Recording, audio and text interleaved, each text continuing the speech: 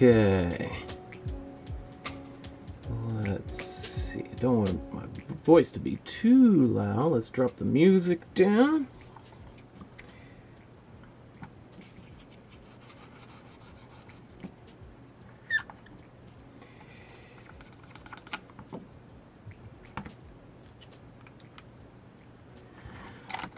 Okay.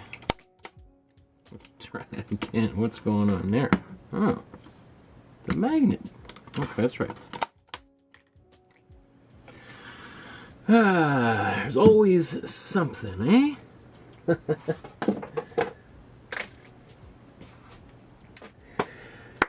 Okay, everyone, welcome to my studio. My name is Michael Markowsky, and today we are going to be making another painting by another one of my famous artists. And this painting, I'm pretty sure you've seen today's painting. It is one of the most commonly reproduced, commonly parodied paintings in history. It's one of the most revered paintings in American history, but a fun fact is that it is on display in the permanent collection of the Muséum d'Orsay in Paris. So it is the most revered American painting, and yet it actually does not reside in the United States. So let's take a look at this painting by James Abbott McNeill Whistler. If I can bring it up here. Where are we? So here's the painting, the original. Actually, this is not quite the original painting. Let me say that in order to make it fit on a rectangular sized canvas, I actually stretched out the sides. So this gives you this is actually pretty close to what the original painting looks like. It's actually a square format painting, but as I said, in order to make it fit on one of our size canvases, I just used Photoshop to extend the sides a little bit, and probably for most people would actually notice the difference. But the square composition has significance for Whistler, which we'll get into as we go here, but I think for most people it won't make much of a difference at all. If you want to make this painting on a square canvas, you can buy a square canvas and paint it on there like that. Anyway, there is a tracing like this that I have done. I did this on the iPad with Procreate, the app Procreate. And if you want to print this out, I invite you to do so that you can paint along with me. To find that, there's a link down below in the video description there, where you can see all, and if you click on it, you'll see there's all these different paintings in here. All these are paintings that we've already made. All these ones. You want to paint the Mona Lisa, you want to paint Batman or Star Wars. Well, let's click on here, this today's painting, the James Abbott McNeill Whistler, or James Whistler. And the painting is mostly known as Whistler's Mother, but as we'll see that there is a little bit of a longer title to it. Anyway, you can download, in this folder there's this outline. There's a PDF and a JPEG version. They're absolutely identical. And then here's the original, or the version that I've done, right? So you have this one in PDF and JPEG form, and then this one. So we're going to transfer that onto a canvas in a second. Just while we're taking a look on the computer, I want to show a few things. There is a private Facebook group which I invite you to join. It's a super active group. It's relatively small. I don't let everybody because there's all sorts of people who request to join that it seems a little fishy, so I try my best to keep the people that are actually taking the class to participate in this group. So you can see there's links to these YouTube videos, as well as a poll here, and that looks cool. So here's, I just put a poll saying, like, what kinds of things, what do you want to paint? If you want to suggest specific artists, go right ahead. There's people who have done that in the comments. But if there are specific types of artwork, whether it's like classical art or landscapes, still lifes, abstract, cityscapes, I see the #1 here is technical demonstrations. It's like how to stretch a canvas, how to frame an artwork, how to hang an artwork. I used to hang artwork for different museums in Los Angeles when I lived there. And I repaired walls, I hung really heavy things. Anyway, I could do a whole episode on stories that I've had and experiences I've had, and also just some tips in order to how to do that better. So if there's particular technical things that you really want to learn, some people have asked about fan brushes and palette knives and those kind of things, and I've kind of talked about them during an episode briefly, but if people really want to do a full episode on them, please let me know in the comments below. And then, of course, people upload their own artwork to this group. What am I just looking? Let's go. Here's... oh, cool. So this is the Star Wars painting we made just the other day. Look at Dolores's version of it. Awesome. Wow. And Gemini's Batman we did. I loved this, Gail. This is super cool. Because people are also making their own artwork and uploading it to the Facebook group. And this is really exciting to see people taking some of the lessons that we've learned in our community, in our classes together, and applying them to creating their own artworks, which I think is ultimately the goal for most people. Most people want to be able to express themselves. And so what we're doing is we're learning how the masters expressed themselves, and by walking a little while in their footsteps, it helps us learn how we could express ourselves better. Here's Josh. Look at this. Josh, cool. Ah, interesting. I'm always, Josh, you're painting like a painting every day or something. There's a lot of stuff you're up, which is great. I love this. Oh, look at this. Irene's amazing sunset seascape. Beautiful. Shelley, this is so beautiful. This reminds me of a couple of Group of 7 paintings, or Tom Thompson paintings. Anyway, we are going to do a whole episode on this Saturday where I'm going to look at the most recent paintings that you guys have done, including the Mona Lisa and the Salvador Dali, and I mean, we've done about 20 paintings since the last time we did one of these, so I want to go back and give them their due, because you guys put so much work into them, often twice as much as I'm putting in mine. So I want to acknowledge all these incredible works you guys are making. But let's move on here, because remember I said that this painting we're going to be making today, known mostly as Whistler's Mother, has been parodied ad nauseum in very funny ways, hundreds and hundreds of times. So you just type this in and we're going to get thousands and thousands of results. Probably, look at the people dressing up as Elvis and clowns and Mickey Mouse. She's holding a pizza. She's at her computer. A Teenage Mutant Ninja Turtle. All these funny ones. But I would say probably this version, at least recently, as at the time we're recording this version right here might be the one that is most familiar to people. This is the version that Mr. Bean did in the film Bean, I think from that's 1997 or something around there. I guess it sounds old now. I have students that weren't even born then, but anyway, here's and looks like here's the PNG file version of it. I won't tell you anything about why that painting turns out to be like that, but it is a pretty funny scene, and you can watch that scene on your own on YouTube for free. In fact, let's just, I can't play it because it will get taken down here by YouTube, but if we were just type in this here and go to videos, and then here, you can see these clips of Mr. Bean doing a quote-unquote restoration of the painting, which is not too much unlike the painting that we did on April Fool's of the restoration of Christ that is known as Ecce Mono, or Behold the Monkey, right? Anyway, so let's take a look at Whistler.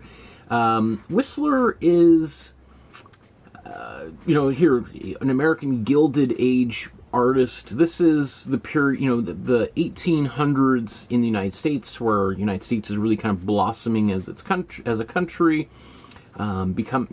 After independence from the United Kingdom, England, and Whistler, I'm trying to remember, his father was a merchant, or a surgeon, a Confederate surgeon during the Civil War, and was involved in the railway companies. I think it says probably something about that here.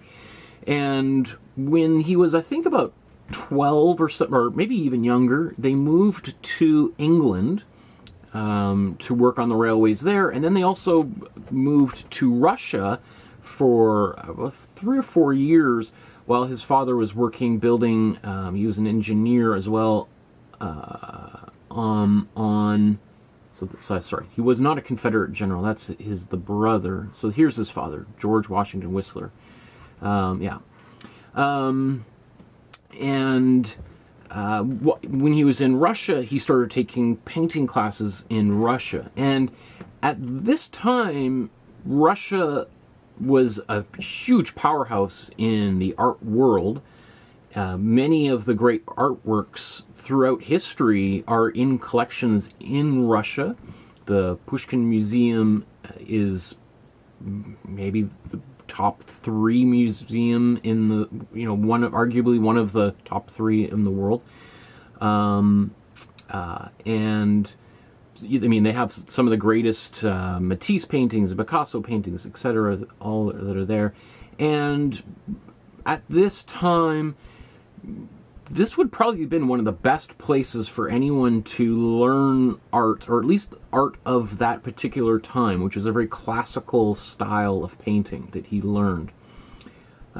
He did come back to the United States for a brief period of time, for about 10 years, and you can see he enrolled in the military. Robert E. Lee was his West Point superintendent, which is, Robert E. Lee was a very famous Civil War general. He went back to France, studied in France, and while he was there, he basically, he fell in with a group of artists, Henri Fatin-Latour, who was a big, or at least became a huge presence within the fine art world in Paris, and through him he met Courbet, and Courbet was a giant at the time, and subsequently Courbet is one. If we want to talk about palette paintings, we should do a Courbet painting, because he's the master of the palette knife. Anyway, what I think is, and then Manet, who was one of the very first Impressionist painters. What I think is interesting, and we'll talk about this throughout today's episode, is all of these guys, particularly Courbet and Fatin-Latour, were big proponents of using black in the paint. Throughout many of these episodes that we've talked about, I've been kind of discouraging people using black in the paint until maybe the very, very end, and instead mixing dark colors with reds, blues, and yellows. Well, Whistler and Courbet, Manet, Fatin-Latour, even Singer Sargent were people who came from a previous tradition of art where black was a really important part of the palette. The Impressionist painters, of which Manet became one of the big Impressionist painters, they basically threw the black out of the color palette. But we'll talk about that as we go here. And we'll talk about his relationship to music. and his mom and why he made this painting. Let's just take a very quick look at just some of the other paintings that he made. I think if you know, this painting here looks very much like a Rembrandt painting. You can see his influence from European art. Obviously, again, he went to school in Russia and then in Paris. I think after, when he went back to Paris to go to school there, I don't think he ever came back to the United States. So he spent the last, like, 40 years of his life in Europe. And again, and yet, still to this day, is often seen as really the most important American artist from an international perspective, really until, who would be, possibly even Jackson Pollock, like, and then even, yeah, even Jackson Pollock was not as appreciated as Whistler. You know, I don't know, you'd probably have to go to Warhol, would be the next American artist that achieved that much love on the other side of the ocean. Anyway, so we're just looking at all these paintings. You could see that there's a kind of impressionist quality in some of these paintings, but they differ a lot from the way that Monet would have painted some of those same scenes. So I think one thing you probably would notice is the colors. There's a lot of, like, just look at the color in these paintings. Yeah, I mean, there's some kind of like aquamarine-ish kind of green, but they are very muted, like very yellowy, greenish, brownish, very earthy tones, right? Because he's using a very classical palette to paint these paintings, right? Look, this is probably one of the brightest paintings that he did. Anyway, so let's continue, just motor on here. What else do I want to say? There's a whole Wikipedia page dedicated to Whistler's mother here. And then some really interesting articles from the New Yorker, The Guardian, 14 things you might not know about Whistler. Maybe we'll scan through all of this. And then there's a few things that I'm going to talk about. I'm probably going to, I've been wanting to talk about for weeks, but I keep forgetting. Anyway, let's jump right into the painting. We're going to transfer this onto a canvas. Here's my box of art supplies. Basically everything that we need fits inside of here. My paintbrushes. If you want to buy the exact same paintbrushes I've been using, click on the links in the video description below and you can buy them. I've made a point throughout all of these episodes to buy the least expensive, highest quality art supplies, like bang for the buck kind of thing. And considering we've made now, this will be our 72nd painting, and they're, I don't know, I think they're pretty good, but you be the judge. You don't need to spend a ton of money to get good supplies. You know, it's like people talk about, you know, photography. It's not the camera, it's the photographer that is responsible for taking the photograph.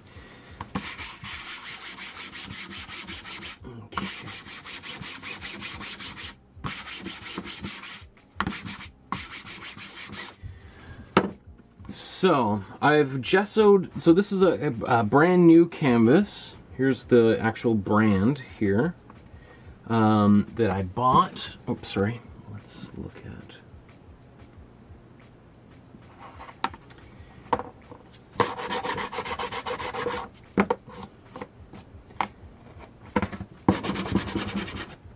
So I buy these canvases and then I apply some acrylic gesso on top of them. Just regular acrylic white gesso works just fine. And then I let it dry overnight and then I sand it with 220 grit sandpaper. And that helps create a smoother surface to paint on. And the smoother the surface is, the easier it is to make your painting. Okay. So what I'm going to do is I'm going to transfer this image onto this canvas using some graphite paper.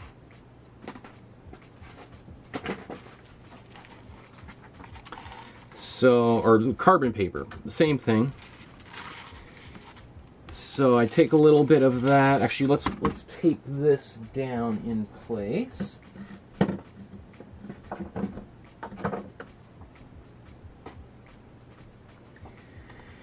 Where we put it, I don't know if it makes too much difference. Again, we'd like for this to be as straight as possible. You know, it would be kind of, if this is a little crooked, it will probably it would drive me nuts. But if you want to do it crooked, that'd be fine too. Okay, so now I'm going to take I've taped it down, my carbon paper, and then I'm going to I like using a different colored pencil, that way I can see what lines I've gone over already.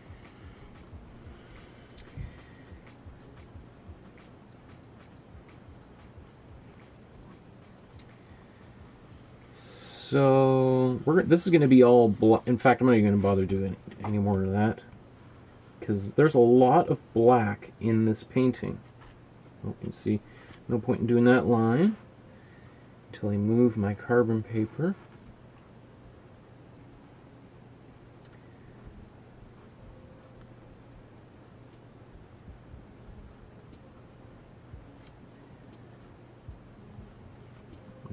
Okay.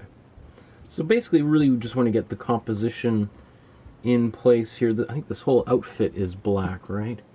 So, oops, we want...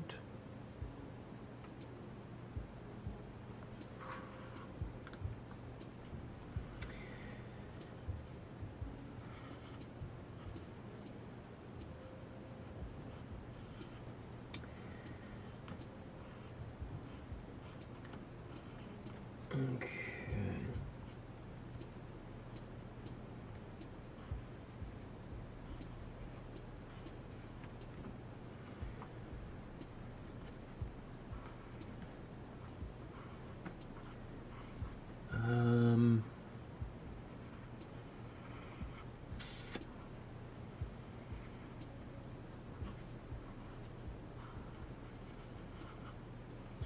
All these lines, that doesn't matter because there's a painted black. You won't see it all until later. I put a little bit more detail into these drawings just so that if anyone is interested in sketching or coloring it in, because you could print it out and color it and just hang it onto your wall just like that, or you could give it to someone in your family who would like to do that while you're painting with me.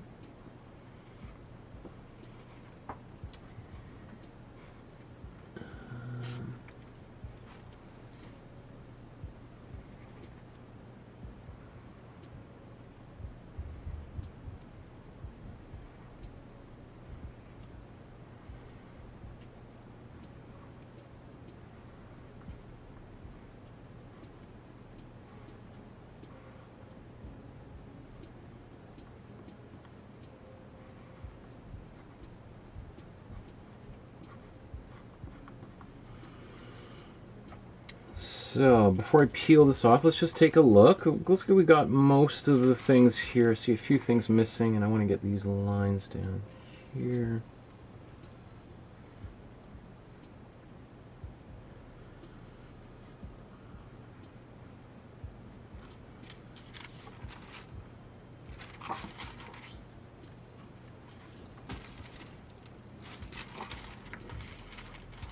And then up here. So I got to move the carbon paper around a little bit sometimes, but good.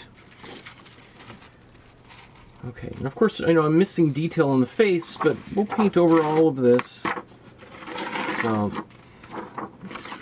you know, really the only reason why I include these things is just so that people can focus on painting and not the sketching of the painting. I did a whole 45 episode long how to paint class, which is free and available to anyone for free here on YouTube to paint along at their leisure.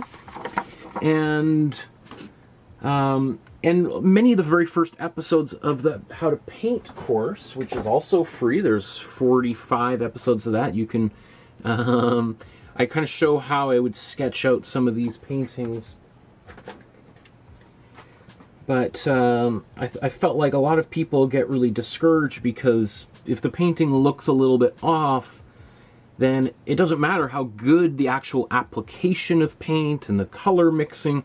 They're frustrated because it doesn't look like the real thing. So this is a way of just sort of just leapfrogging right around that whole problem. So I'm just going to draw a couple of lines here, just extending things to the edges of the picture.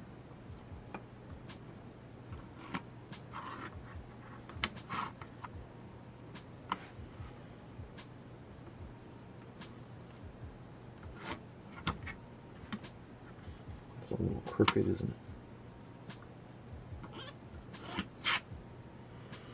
All right, like so for now this took about 10 minutes to get this image transferred onto the canvas. If we were sketching this out, this could take, I don't know, 30, 40 minutes. So, so if that's there, this would probably come down, actually.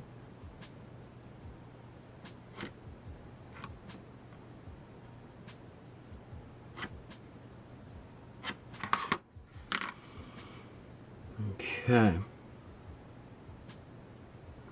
Cool. So we got the painting in place.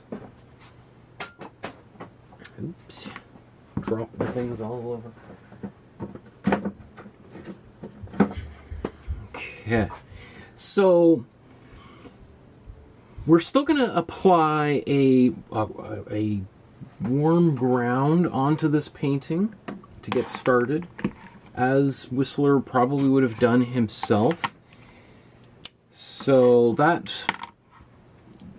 I've kind of started just to default just to putting some warm yellow on. Often before we were mixing a little bit of a brown, but the warm yellow I think is more than sufficient. So let's just get some brushes out.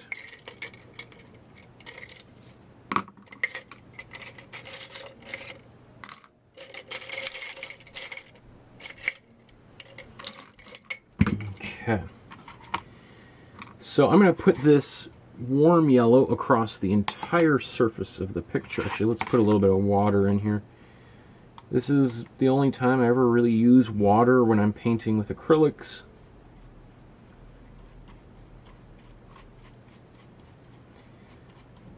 As I'm doing this, I'm kind of smushing it in. It's sort of like mixing some kind of dough or something, right? I'm trying to get all the flour mixed in so I don't have any lumps. Okay, and then I'm just going to quickly put this all over here.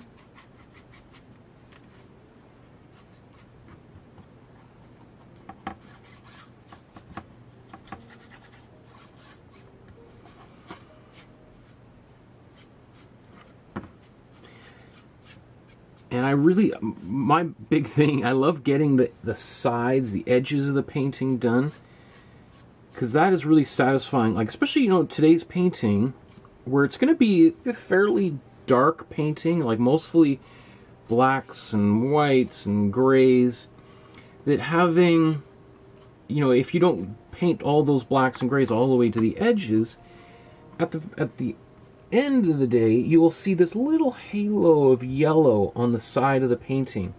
And it's sort of like a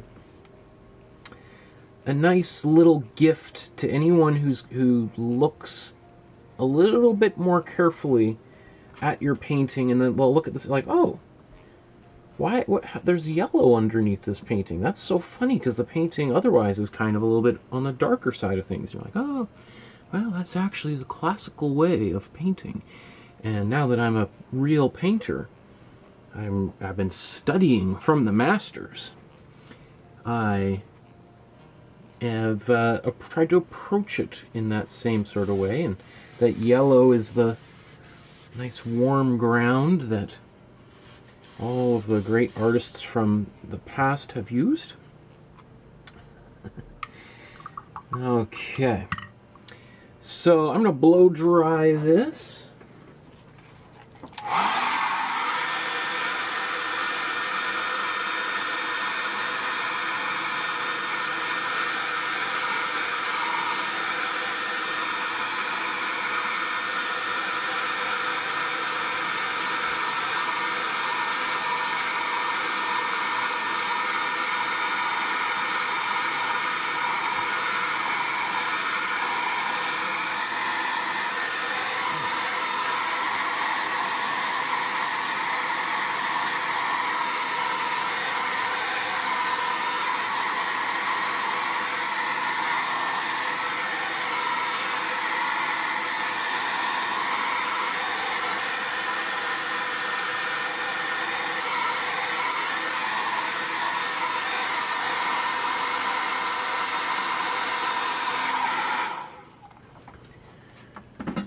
Okay, I see in the comments there is Joshua says, I am excited to paint along today. I saw this figure all over when I was watching a documentary on the Great Depression.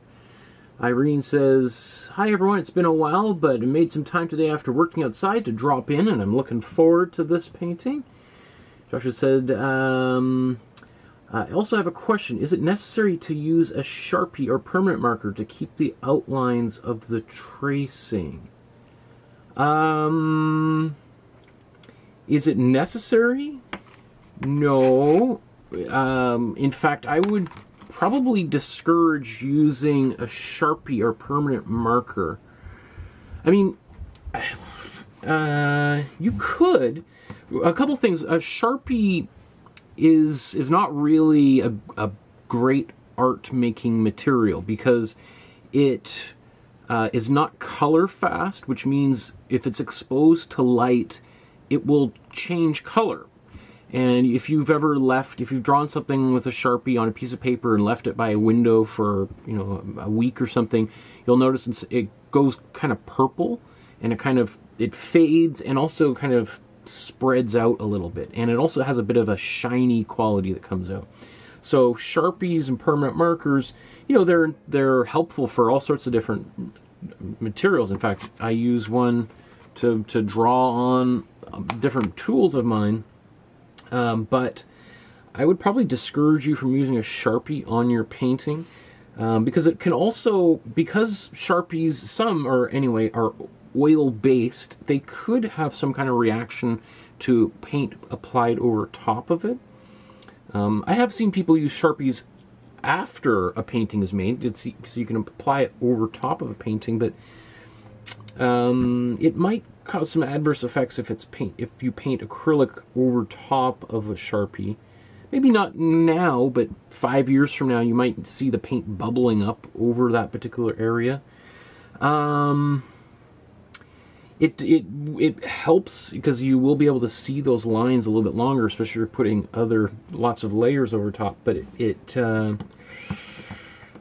probably wouldn't be my number one. Yeah, I would try to avoid using a Sharpie. If you really want a darker line, what I would just do is, let's say I painted white over top of this now, and I lost a bunch of lines. I would try to kind of spread that thinner. So I'd put maybe some glazing medium in it just to thin it a bit, and then I'd trace over the lines again to make them appear darker, and I might do that, which is not the most, it takes a little bit of extra time, but it's going to help ensure that the painting itself is a little more stable for a longer period of time. So, great question. I'm going to put some more paint on my palette now. This is a very muted image, so we don't need a lot of paint here. My question to myself over the past few days has been thinking, do we want to paint this exactly like how he painted it, or do we want to continue painting it based on some of the techniques and methods that I've been talking about over the past while? So for instance, do we want to mix our own gray? And we've talked about how to mix grays using basically 4 of these colors, not including the black, but we could easily mix a gray with cool blue, cool red, cool yellow, and then apply maybe some warm blue or warm red, and then that will get, and then of course some white, and we will get a gray without touching the black at all. And personally, that is my preference. I personally, I also think it's a great way to learn how to use paint. If we're mixing paint all the time, then it starts to become more intuitive. But Whistler himself, to make a gray, would probably have just used black and white in mixing it together, and he would have added color to the gray, because, you know, in the picture we're looking at right here, all of these grays aren't just pure flat gray. There's lots of other colors in here. You can see some browns and blues and like earthy oranges and things in here. Even in the black, it has a bit of a navy blue quality to it that I can kind of see coming through here. So, and there's so many different ways that we could make this painting. I think let's do a bit of a, let's paint like Whistler today. I think that might be what some people might want to do anyway. It might seem obvious. You'd be like, isn't that the point? Well, kind of, but really what I'm trying to do with all of these classes is really trying to show people how to paint in the easiest, most straightforward way possible, which is, I personally believe, in the system that I've been using throughout the course. But anyway, let's, I'm sure these are all digressions nobody cares about, so, let's see. If we look at the painting itself, where should we begin? Usually when I'm making a painting, what I tend to do is work from the background and then work forward. So I think we should probably do that as well here. I think what we'll do is we'll mix this color back here and on the floor, and then paint maybe these paintings. This, sorry, let me show you what I'm, you want to see this angle here. So probably what I would do first in kind of my order would be to first paint this, the background, this gray, and then probably the floor, this light brown, and while I'm here I can paint this here. I could also paint these pictures, and then probably paint the curtains and the mother last. I might do a little bit of the mother while we go, but mostly, because especially she's in the foreground, that would be probably the very last thing that I would do. Is that maybe outlining the frame? I don't know, but anyway, so let's think about how we are going to mix this color. So there's a few different things that we could do. One of which would be to be building up a few different layers of color. Like, it would, I could see doing a blue under here, painting this, like, let's see if I just kind of zoom in here, 1 second. Oops.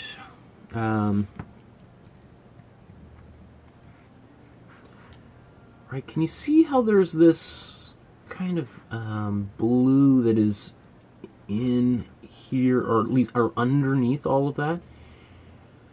And then he's afterwards painted this white glaze over top of everything. So it's interesting. It's actually really nice to kind of zoom in. This is a nice high resolution image so we can see lots of detail. Curtains and everything.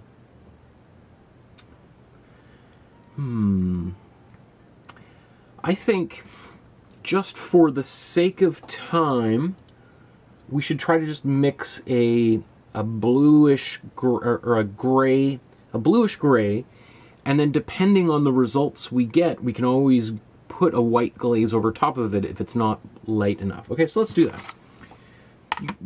that. If it's not already clear to anyone, I'm generally, just because I'm busy doing a bunch of other things, I don't have time to sit and figure out a plan before we begin these episodes. So everything you're seeing is just me flying a little bit by the seat of my pants, trying to decode these paintings in real time, and I don't always get things right. You know, this is, I was thinking the other day, this reminds me, kind of what I'm doing is a little bit like, I've seen Gordon Ramsay do these, you know, or cooking shows, Iron Chef or something, where people taste a dish. Sometimes they do it blindfolded and then have to cook the same dish again without having the recipe in front. So this is the same sort of thing. We don't have the recipe, but we're going to try to re-cook this painting based on sort of our understanding of different painting techniques. So anyway, let's mix a gray here. So I'm going to take some white, obviously, and let's take a little bit of black. You don't need a lot of black to make a gray or white go gray. To make a tone, right? When we add gray to a color, we're changing the tone, or we're affecting the value, but you have different tones of gray, you have different tints of white, and you have different shades of black. Okay, so let's look at that, and then we can just kind of hold this brush over here. It's a little bit light, but we want to add a little bit of color in here. I'm going to add a little bit of blue, not much, so we don't want it to be like a blue sky. I'm going to add even a little bit more here.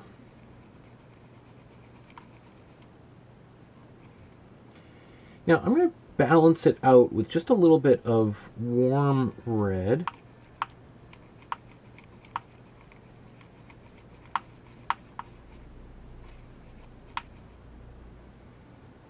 So that it's a little bit more on the purpley side. And a little bit more black here. Let's see.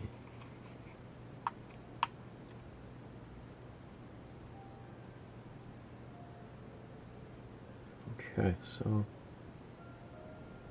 I'm going to put also a little bit of warm blue in there, because now we've got all these colors pulling towards the center anyway, which is basically making a gray without even, you could have done this without any black.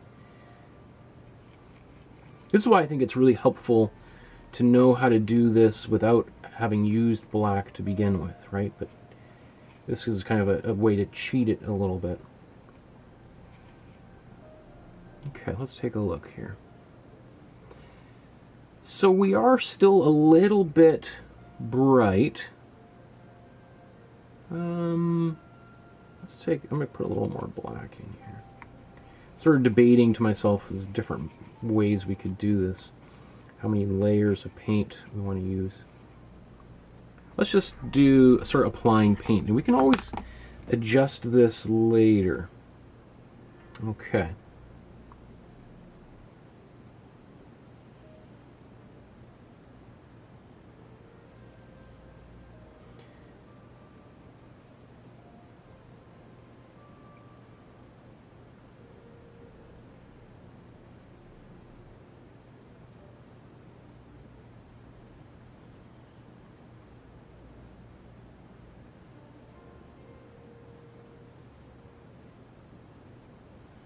So my goal, especially with this initial layer of paint, is just to cover the surface of the canvas so that I don't have any patches of paint showing through.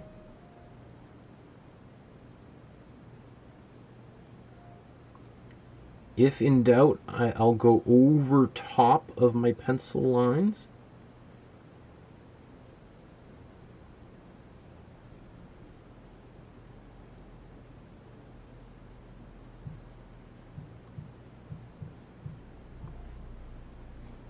I'd rather have no gaps, at least when I'm painting in this particular style. Although having said that, like Whistler did sometimes leave a little bit of exposed canvas around, like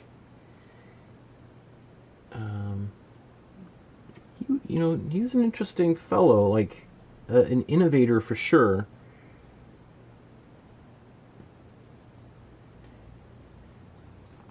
Okay.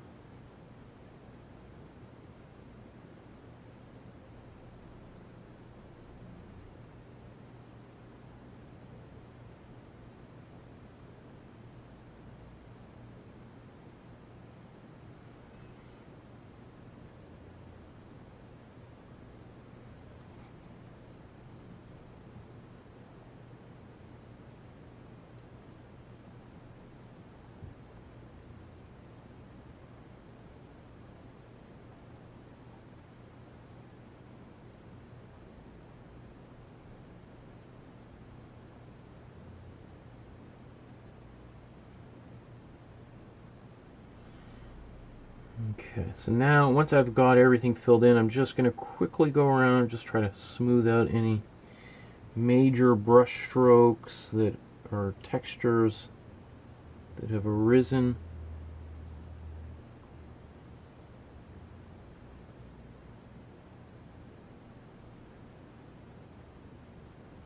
Okay.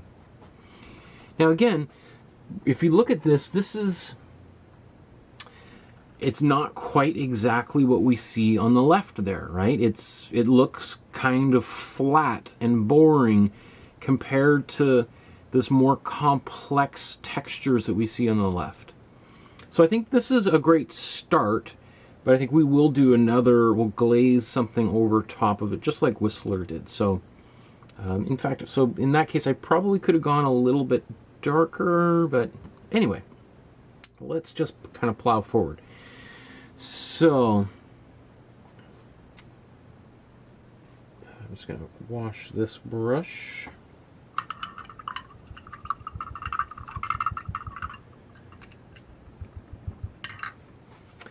Let's mix the browns that are on the bottom down here. So to mix a brown, even with this particular kind of way of painting, it's still the same way. So I would say 95% of what we've been doing so far will still carry through here. The brush needs to be. So this brown, this whole painting is kind of flat, so we don't have to worry so much about warm and cool colors because everything is pretty much existing on the same flat plane. I'm taking some warm red and warm yellow. I'm going to mix this brown right here.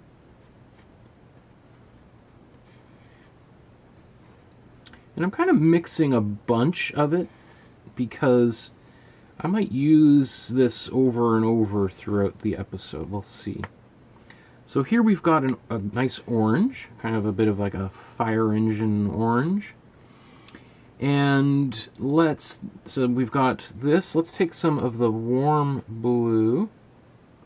Don't need too much of it, at least not right off the bat.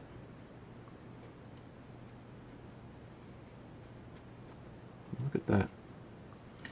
Just a little bit of that warm blue mixed into our warm red and warm yellow. And we've got a purple, or a brown, sorry.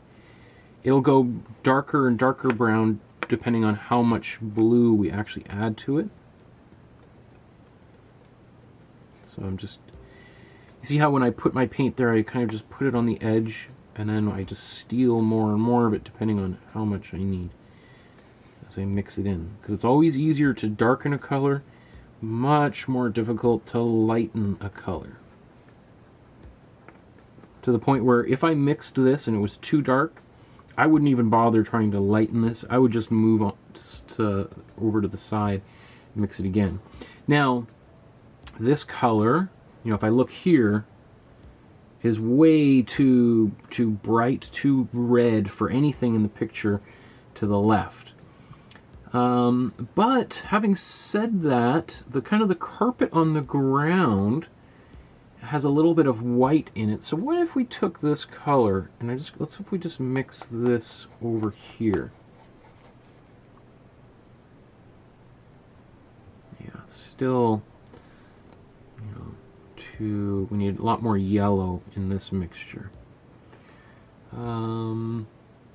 So let's start. What should we do? Let's do the light one. Let's do this. So let's put some more yellow. A little bit of white.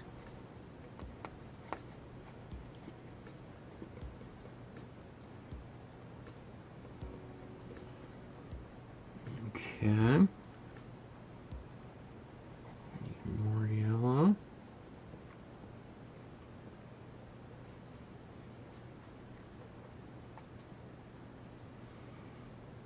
Okay. Now I'm going to take some black.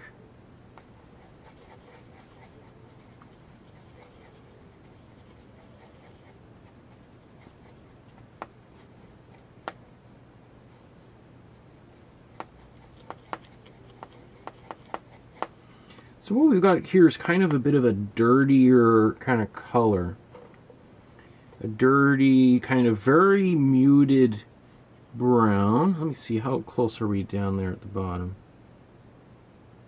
Oh, it looks like we need more yellow. Remember what I said about lightening colors up, how difficult it can be?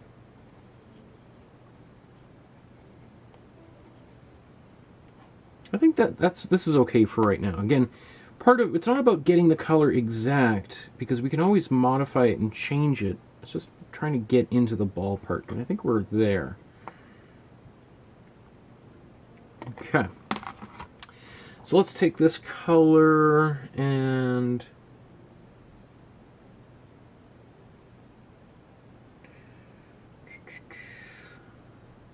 paint this.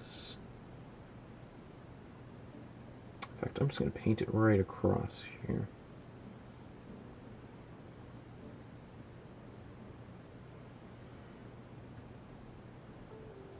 You know what? I'm going to paint right across down here because we'll put a darker brown over here.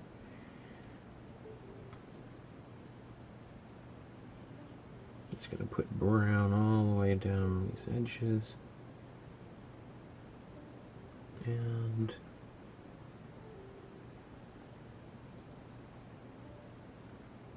no, let's just go right over top of all these lines.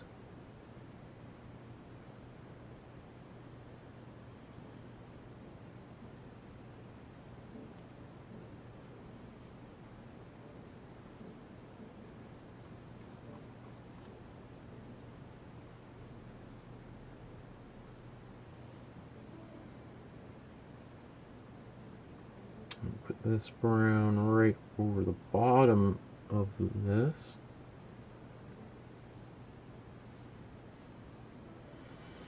When you're painting, you're really often trying to find the biggest possible shapes to lay one color down over top of.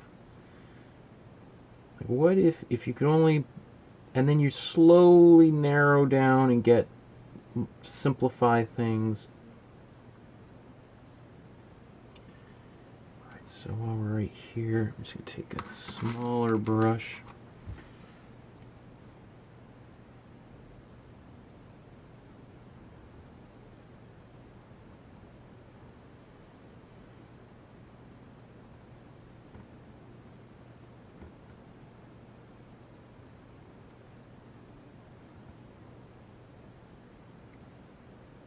Let's do the same thing right here.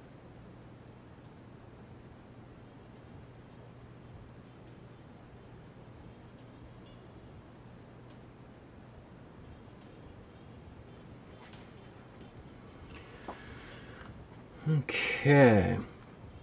Coolness. I might even take this same color and put it in here, but I'm just going to give it more white. So, let's do that. I'm just going to wipe a bunch of this paint off here. Let's take some white.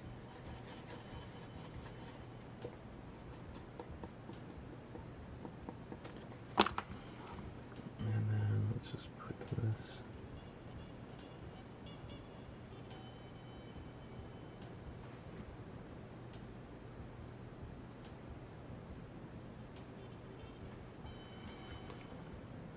Okay, and anywhere else?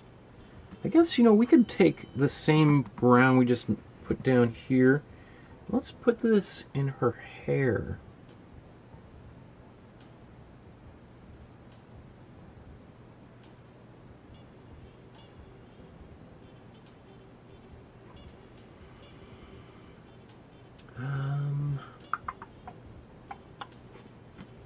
Looks good. Okay.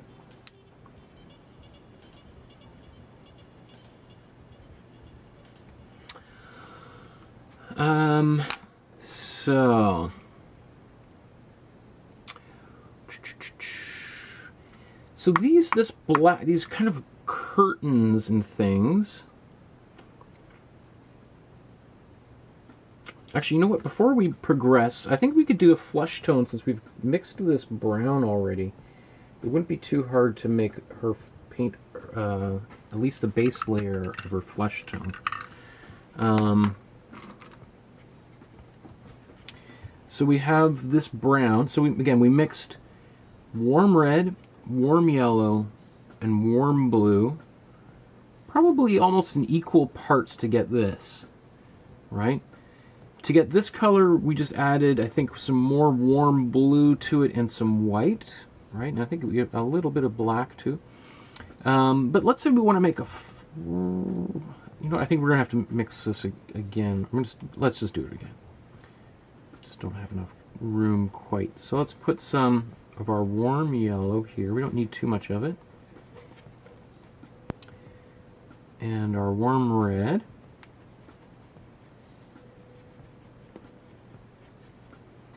And then our white, and we get this kind of peachy color, right? And that's pretty good for, like, if someone had very rosy cheeks, you could use this color. We could even use that as like a highlight on her face afterwards. But I'm going to take just a little bit of blue. Like, you see how I'm talking about little, right? And then I just put this over here. It just takes a little bit of the intensity of that color down a notch. Just put a bit more of it in here. Let's just use this color.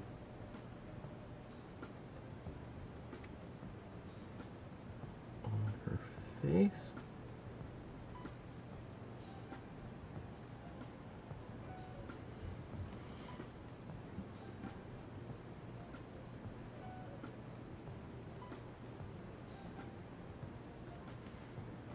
And then on her hands, of course.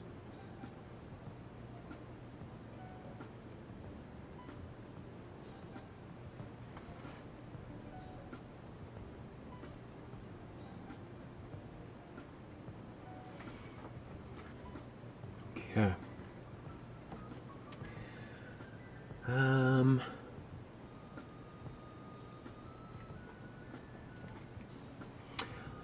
I am a little bit tempted to put a slightly darker color under here, like a bit of a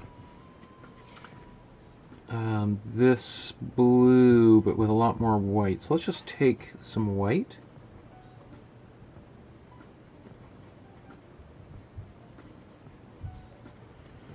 We're going to end up doing a bunch of little glazing over top of everything here, because that's how he painted in this very traditional kind of method.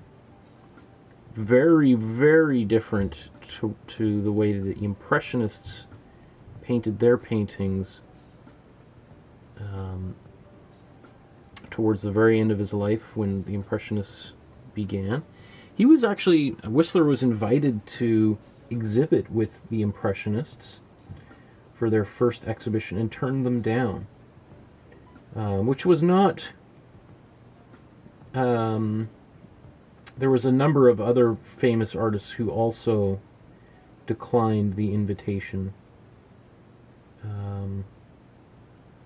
So it's not really super surprising that he did it. There were kind of a younger group.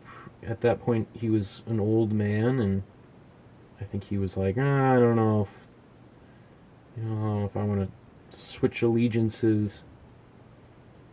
Because basically the Impressionists were artists who had been rejected from the salons, which we talked about before with Renoir and other painters. The salons were the most important, the only place where a lot of artists would have an opportunity to exhibit their work. And if you ran afoul of the salons and the people that ran the salons, you risked really jeopardizing your career. And he had already established his career. He was quite successful, so he actually had kind of a lot to lose if he did get disbarred or reject, or run afoul of these powerful old guys, of which he was one of them. But other artists who were a little bit younger, who weren't able to get into the salons, didn't really have anything to lose. They weren't allowed into the room, so it's not like they could get kicked out of the room. So they're like, well, if you're not going to let us in, then we're going to do our own thing. And so they started exhibiting their own artwork. The Salon des Refusés, the salon of rejected art, or rejected artists, was how they, or those first few Impressionist exhibitions. Okay. So again, right now this painting has a bit of almost like a cartoony quality. Like, these colors aren't exactly right. Don't worry about it. We're going to modify all these because that's the way that Whistler would have painted. I think I'm going to approach her outfit in the same way that I did Darth Vader, of all things, that we did a few days ago, which was to paint this kind of a very dark green or blue, and then later on we'll paint it black, another layer of black over top of it. And same sort of thing with this curtain. I think the fast way to do it would just be to paint this black, and you'd be pretty much done the painting, right? Because maybe outline, and we could be done here in 20 minutes.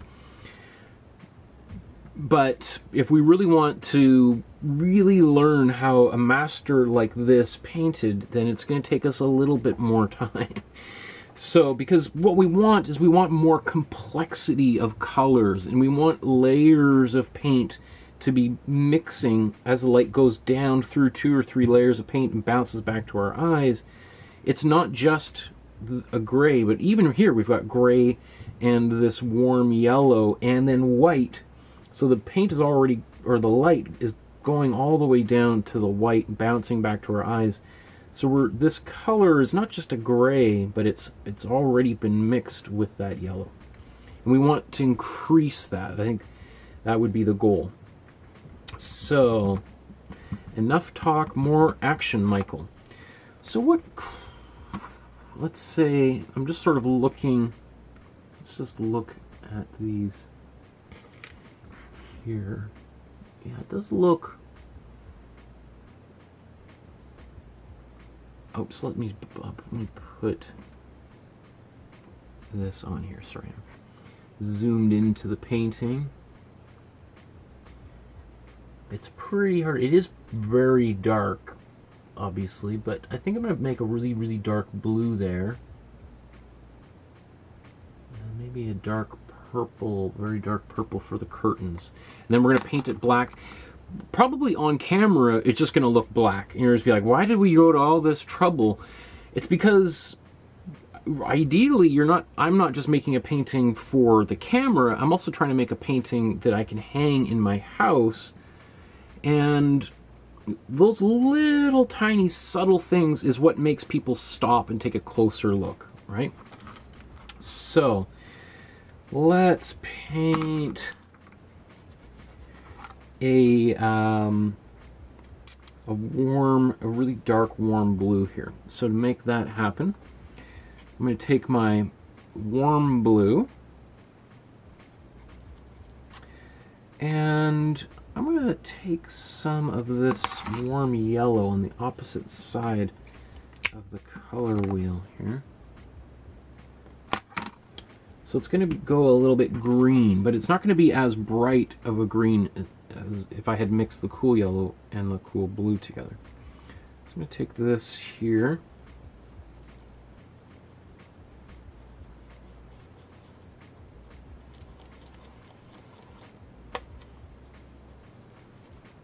Okay, so now I've got this really dark green, kind of like almost like a racing green, I guess you'd call it.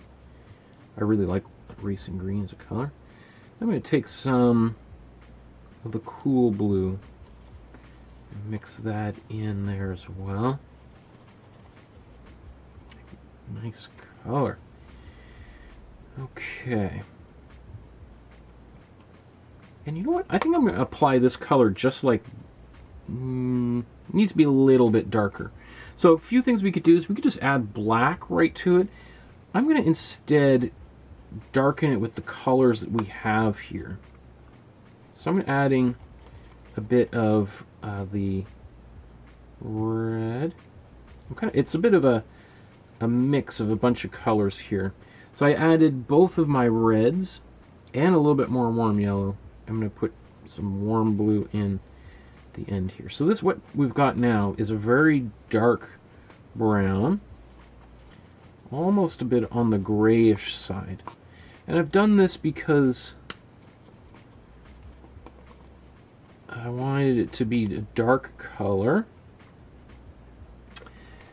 but also we can learn how to paint it without using any black whatsoever. There's not a single drop of black in this color that we're painting with right here. And when we do put black over top of this, or at least in most places, it's going to look really satisfying. We can use this same color actually for the curtains now that I see it on the canvas.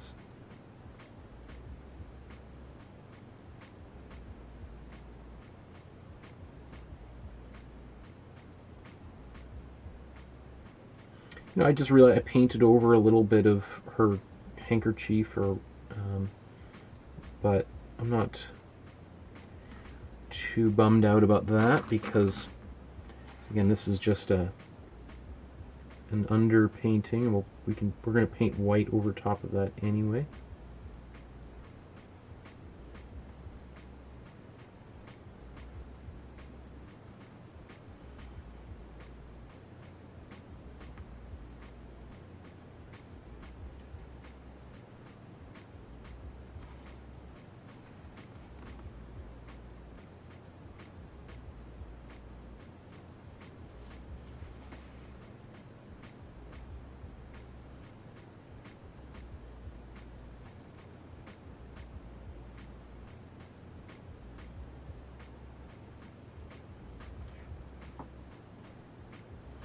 Actually, we could pretty much use this same color in a lot of places. We could put it on the chair even. Maybe, no, actually, no, you know, I'm thinking we'll mix a brown for that chair. And then now I'm going to paint her arm. I'm just going to leave a little sliver of yellow in between here. That's going to be probably pitch black eventually, so I don't care if it's a little bit of yellow showing through because we'll just paint black right over top of it.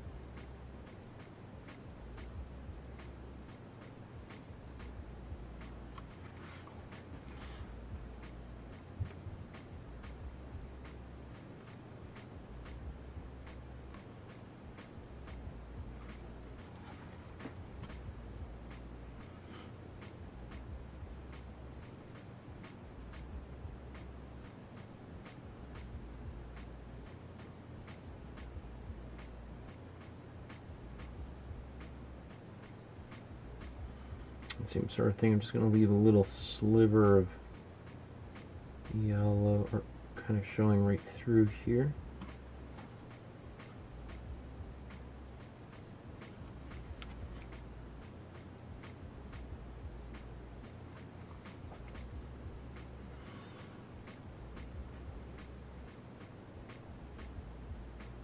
And then I'm just going to go over top of it just to smooth out any weirdness. Okay, I'll let that, I'm going to come back there. Let's do the curtain here. I'm just going to quickly lay this color in.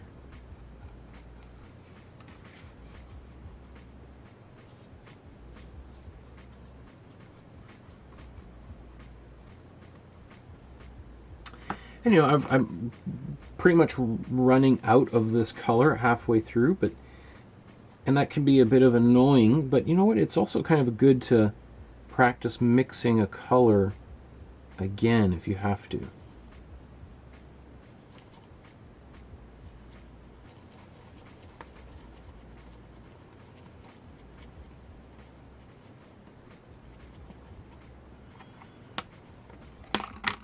I think it's super satisfying to know how to mix these colors.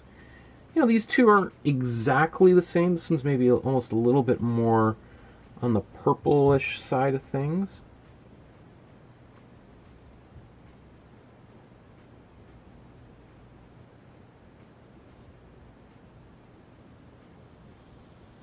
So it looks like, oh, that's the baseboard or something there. So I'm just going to paint right over here. We'll do the texture of the curtain afterwards later on.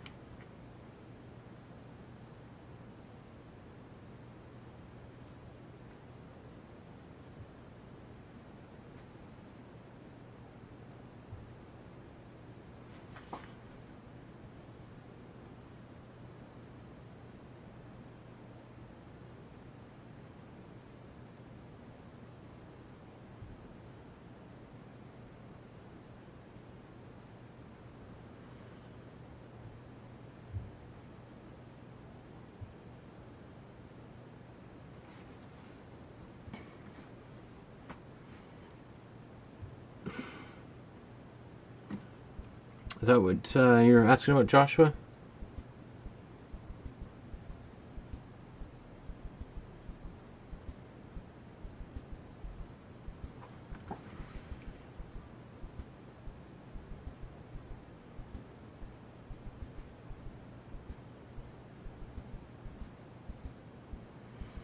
Okay.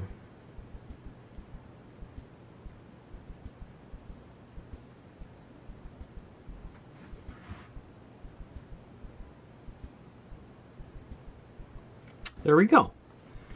I think this is dry enough now that I can just go back and paint, make it even a little bit darker.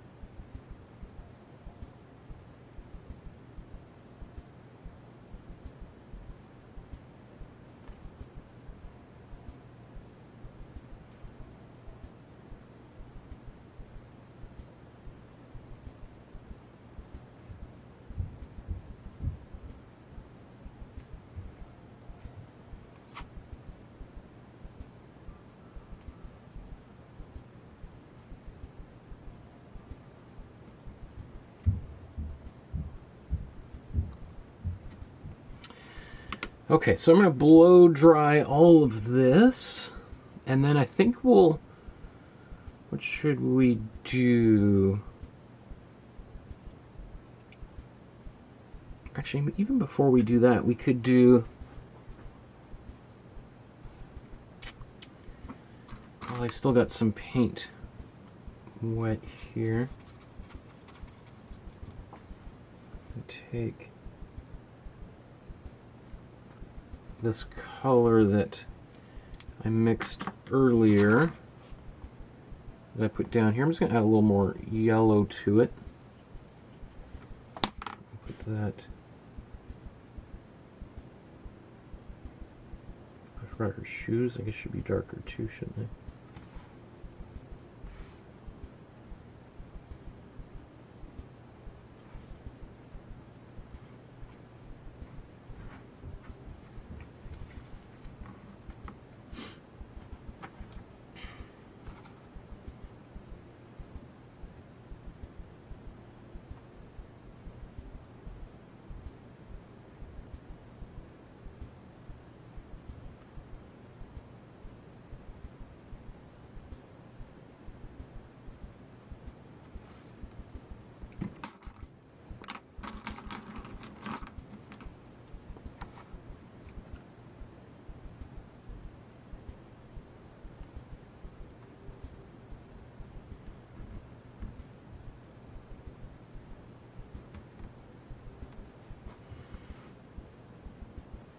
Okay,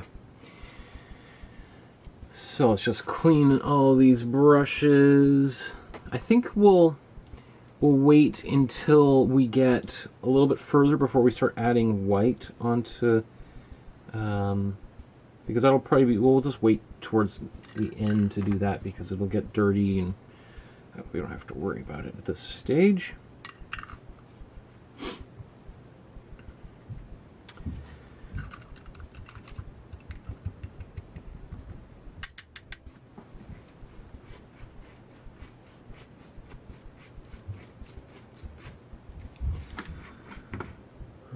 Okay, so we've got our really, this would be what we would call like our underpainting, and we've got a really great foundation for this painting.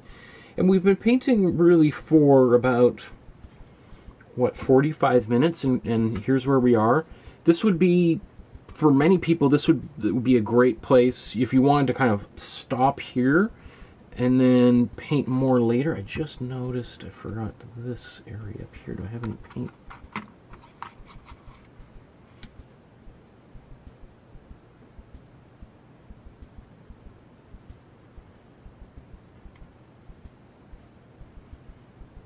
This is the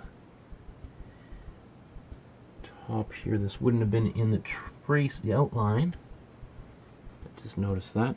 But sorry, what I was saying is this would be, you know, with your underpaint, if you were painting in oil paint, you'd probably leave it here like this for a few days or a week, depending on how you've mixed your paint.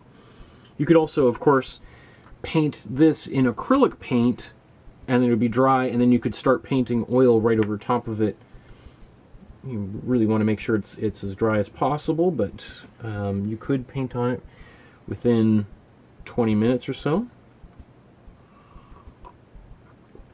When it comes to acrylics and oils, you can paint oil paint over top of acrylic, but you cannot paint acrylic over top of oil because it will resist. It won't. It'll just come right off. It'll bubble and peel and all that kind of stuff. Okay, so what should we do next? I'm going to blow dry all this to kind of lock in all of the paint.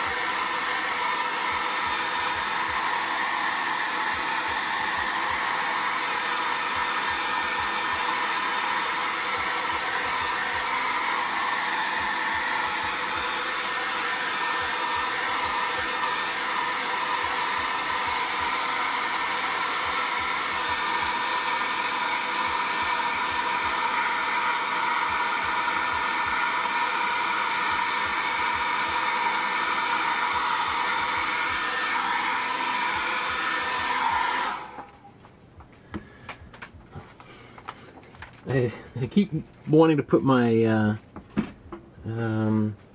blow dryer right under here where I used to have a chair. Just as a quick little segue, I just thought I'd mention I just finished reading this book the other day, Goodbye Things by Fumio Sasaki. This is a great book. I was turned on to this book by another Canadian YouTuber, Peter McKinnon, and he was talking about this book. It's all about like how to get rid of your stuff, becoming a minimalist. I don't think I'll be a minimalist. It's pretty hard to be an artist and to be a minimalist. But I do have a lot of stuff, and I've already, since I finished the book last night, I made a list of all the things I want to get rid of, things my wife has been on my back to get rid of, and something kind of clicked, and I'm like, you know what? Let's just get rid of it. I'm done thinking about it. I want it out of the house. So I took a bunch of stuff, I put it out onto the street, and threw stuff out. Went to the recycling depot this morning. And then it started to rain here, so I brought a bunch of the stuff I put outside back inside so that it doesn't get ruined.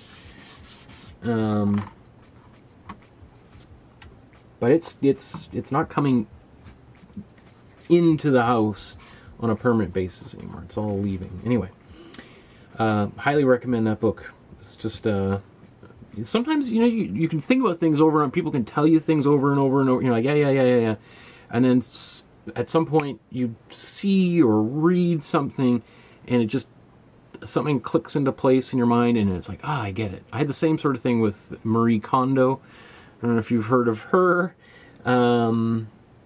But that was another thing that I was like, I love her approach to things, right? Like looking at something and being like, does this bring me joy? And if it does, I want to keep it. If not, get it out, get rid of it. See, Joshua is talking about, I remember there was a horror movie short on this painting. I'll find the name of the video. It's from a channel called Scream Fest. I don't know. I don't know what that could be. I mean, this painting there's a kind of a gothic quality to it that it doesn't surprise me that horror film directors and writers would kind of fixate on the image, the colors that are used. Like, when I think about this, it reminds me of something you might see in an Edgar Allan Poe story or something, right? Okay, so if we look at the painting, okay.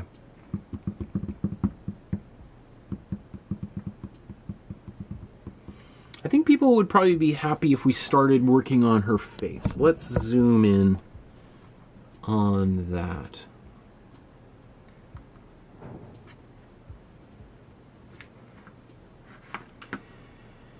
Now, obviously, we're not going to be able to get all of these details in here. We're working, you know, this is the size of my fingernail, right? Her face, basically, my thumbnail. So, but we can do a reasonable job of getting some information in here. So right now, I've got what we call like our local color of our skin tone. It's, you know, like kind of her cheeks is what this color is. So we can now mix that color again, and maybe add a little bit of white into it. Although, you know what, I think that's what I would do. I think I'm going to actually paint some of these details in so I'm going to use my darker color that I mixed already. I'm not going directly to black yet. I'm just going to take this darker color, and then let's get it to a nice sharp point if I can. And then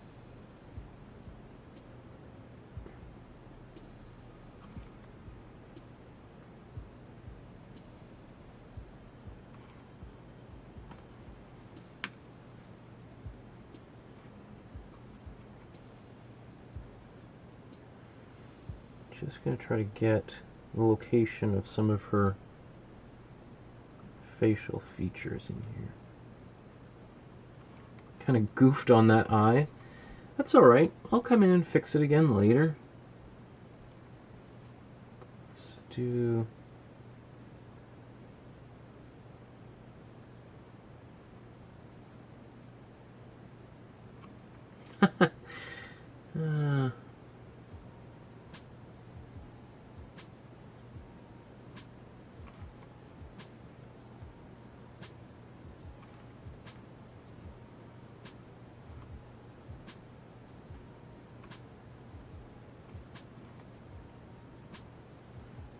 Okay, so actually, let's get her ear here. So you can see I'm just sort of just doing a bit of like almost like slicing, dividing things, putting them in place. Let's get her chin. Let's put a little bit of...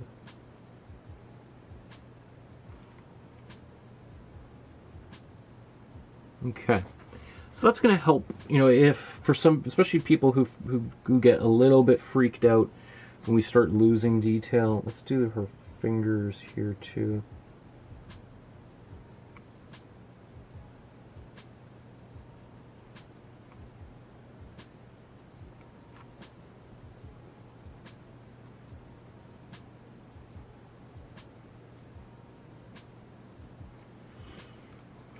Okay.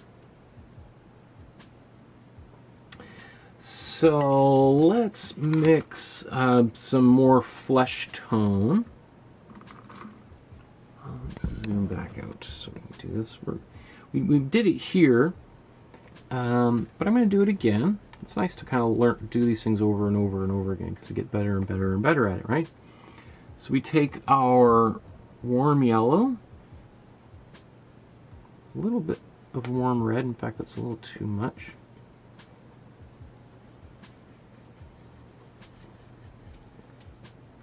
Take a bit of white and just a tiny bit of warm blue. I'll put that to the side.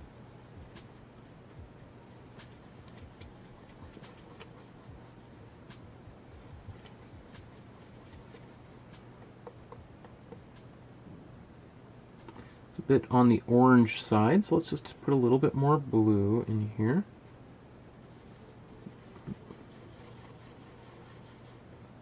Ah.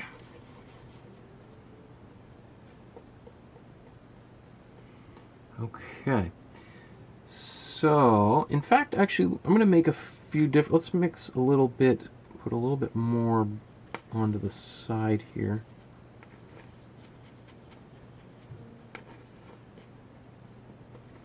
This will be for a slightly darker color we can use.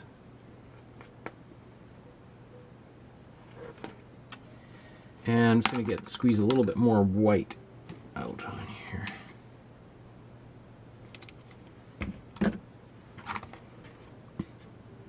And you know, let's just go right into...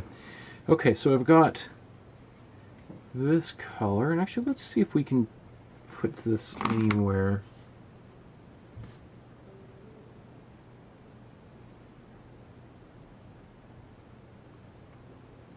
It's a little bit on the darker side, so we can put it kind of under her neck.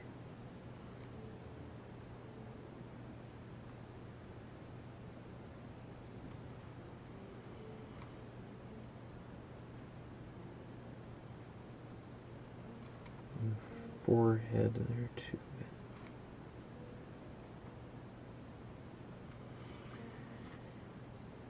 Under her eyebrow. Oh, let's zoom back in.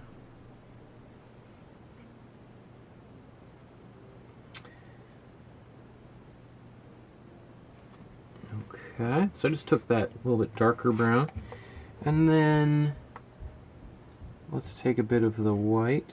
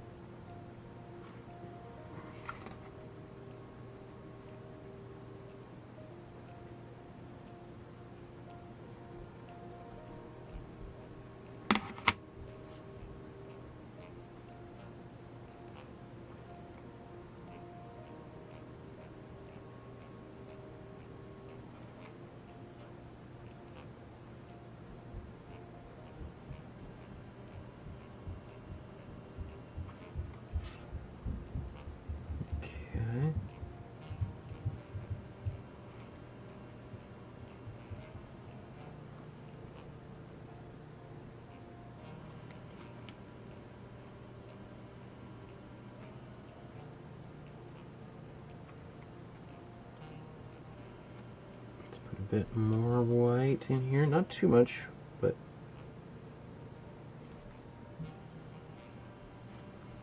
looks like we need a bit more warm yellow, just a bit more warm red. Gives us a bit of a kind of a peachy color.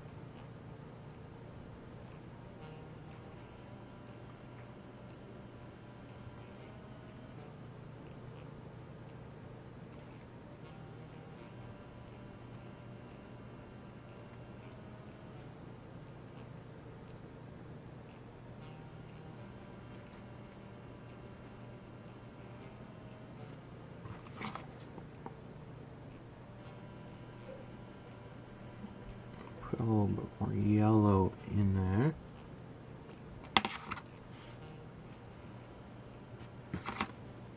Add more white and yellow.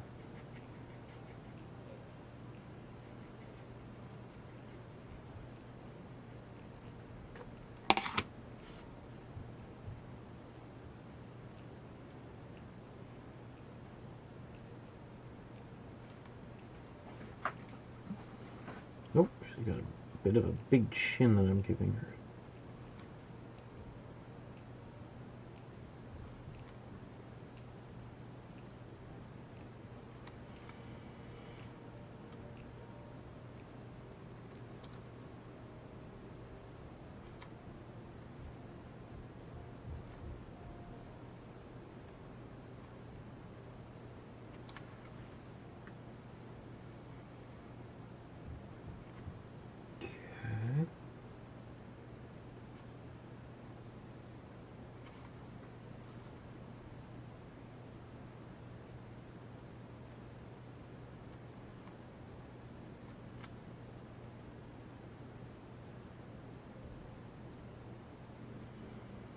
That might be okay for now. I mean, actually, I'm just going to paint over some of these black lines a little bit and just soften them up so they're not quite so rigid.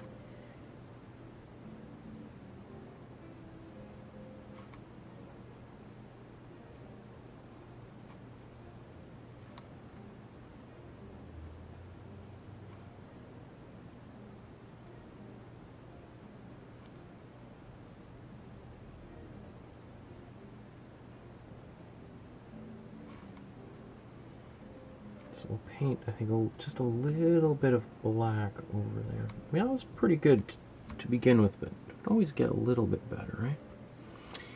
Her hair is kind of a dark brown gray, right?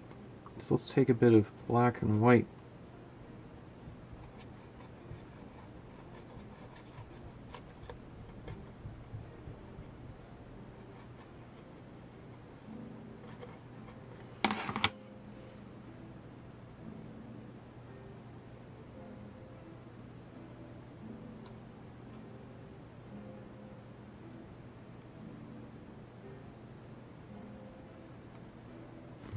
Okay, I'll just go a little bit darker.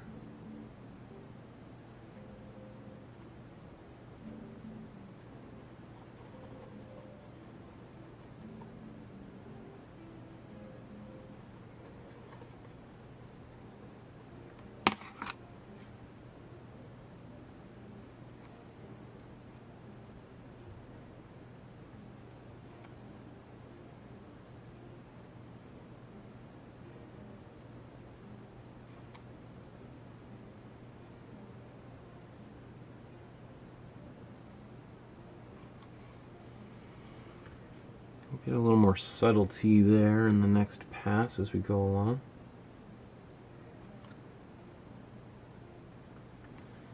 And, you know, I kind of like this color I just mixed for her hair. I'm going to paint this on the chair.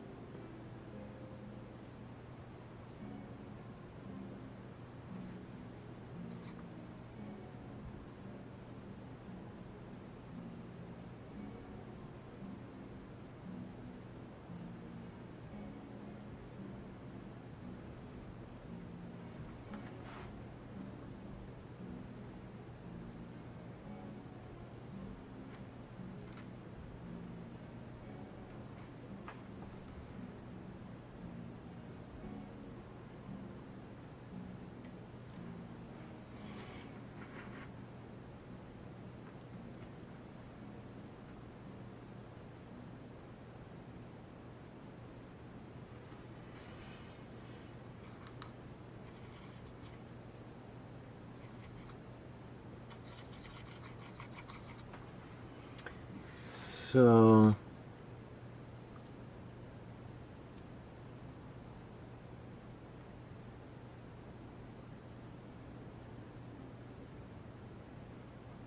this little stool where her feet are.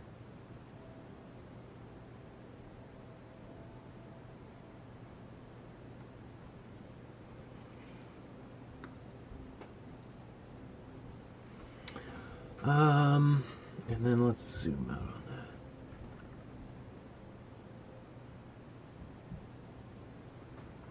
that. Okay.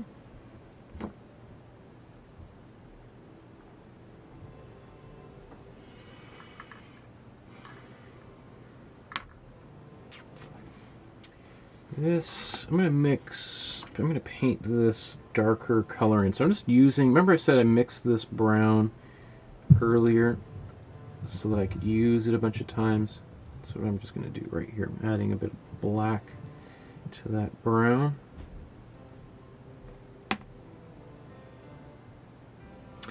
And I'm going to put a bit of glazing fluid in this to thin it out ever so slightly so that I still get some of the color that was underneath coming through.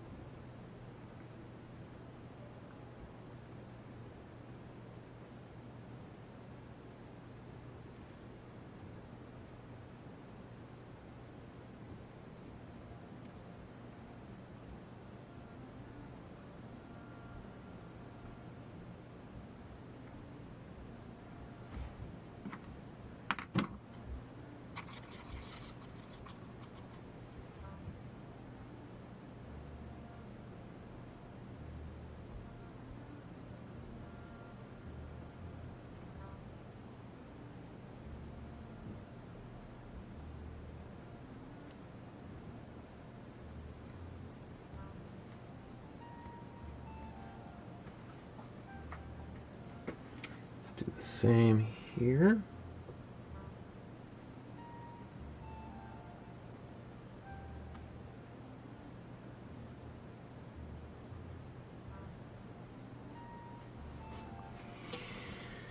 Let's make them put a little bit thicker coating of it here.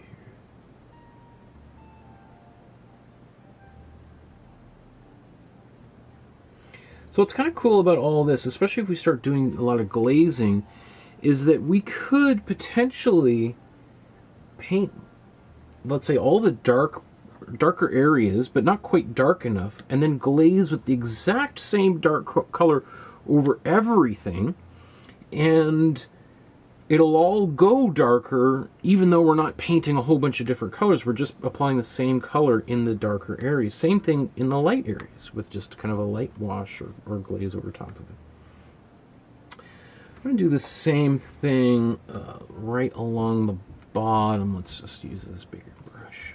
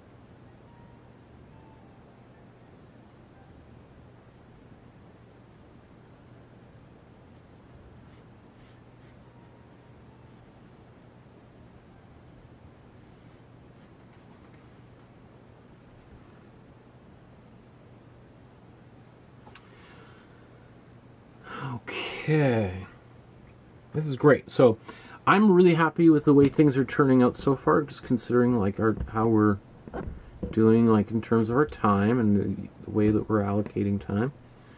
For a painting like this, pretty good.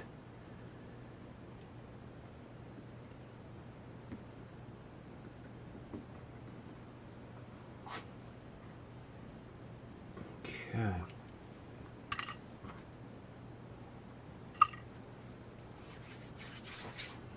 So we look at these two side by side here. Oops, that's weird.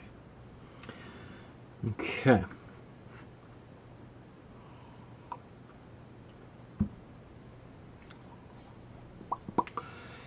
So maybe what should we do next?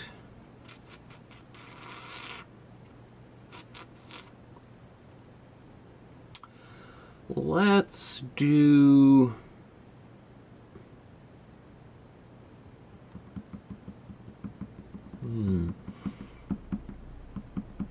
Like, to do this, I was originally going to paint this darker and then do a white glaze over top of it, but I think we'll do a darker, kind of a little bit of a muddier gray over top of it. Because I think it needs to, right now it's a little bit too bright. We need to tone it down a bit.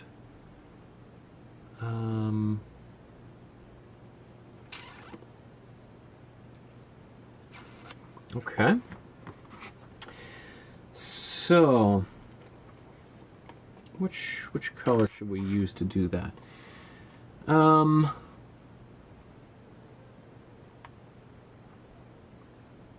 Let's see, let's get a brush ready.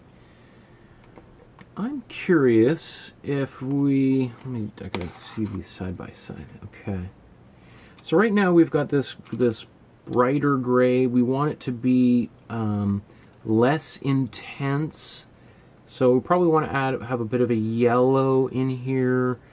A yellowy, a blackish yellow, I think. So let's take this brush is, need a softer brush for this.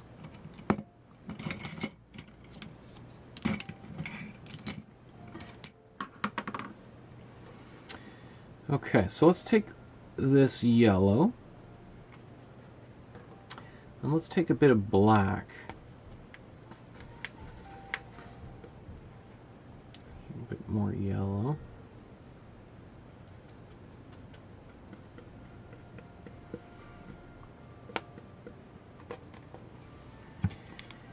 And then we're going to put a bunch of glaze into it. So much that I'm actually going to just wipe my rag off. I'm not cleaning it, I just want to take the main paint right off. So I'll take that.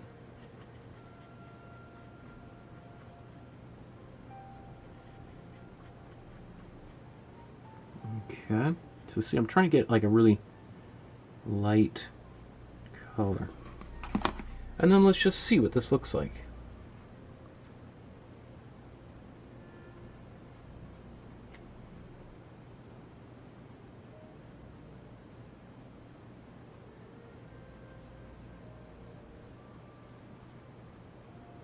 Okay, see, now we start getting into the ballpark. And when we do this, we don't really have to be quite so careful about outlining things properly. And you can just kind of put it in.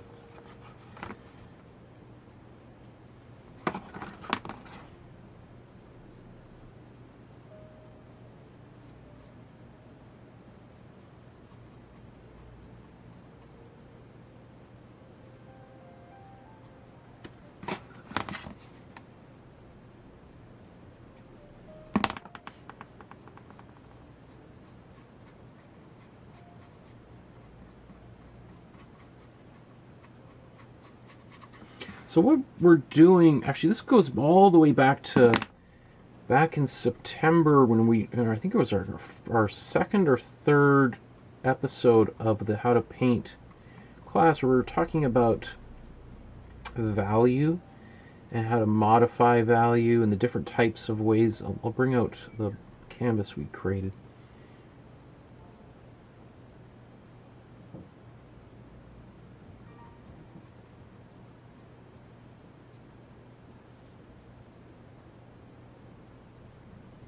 Okay, I think that's, I don't want to overwork this or I'm going to start pulling paint back off, but I think you can see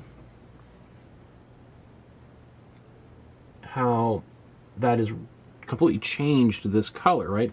Before we had this gray that was really bright and a little bit distracting almost because it was kind of taking attention away from the main subject. We did a light glaze with just warm yellow and a little bit of black, and then of course our satin glazing fluid or matte glazing fluid, same thing. Right, so you could see how thin this color was. And by doing that, we transformed that background into something different. It also now has just a little bit more of a complex color. Like, if someone was to look at that and be like, how do I mix that color? My goodness. Like, I wouldn't even know how to mix that color. Like, if I was going to paint this color onto a white board or a piece of paper, that color is just way too complicated for one layer of paint. Right? So here we've used several layers of paint. We put the warm yellow down first, and then we mixed this kind of bluish, dull gray, and then we put a very dull warm yellow glaze, super thin, over top of it, and now we've got something totally different. So let's continue this whole glazing process. Let's glaze white over here, over the paintings. So I'm just going to clean my brush here in a second. Actually, it's going to clean.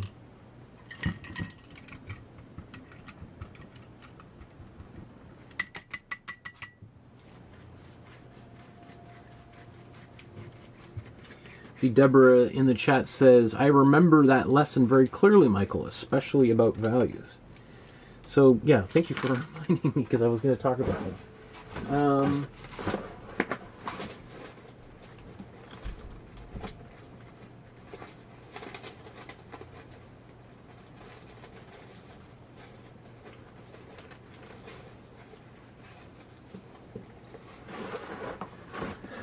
Yesterday, finally last night, I went and put some parchment paper in between all of these paintings. It was just like cheap parchment paper from the dollar store.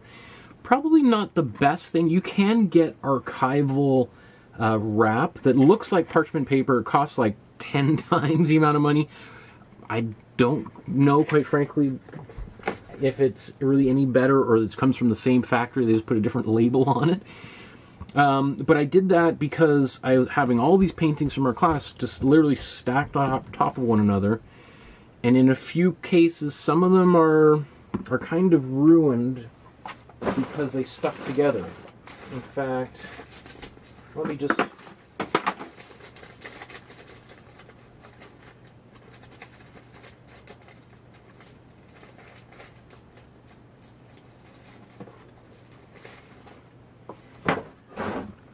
Right, like, so for instance, you know, this painting we did back in March, you know, there was another painting sitting on top of it, just like this. And then I went to pull them apart, and it pulled some of the paint off the... It's not impossible to fix that, but if I don't have to fix it, then it's I don't have to do anything. So...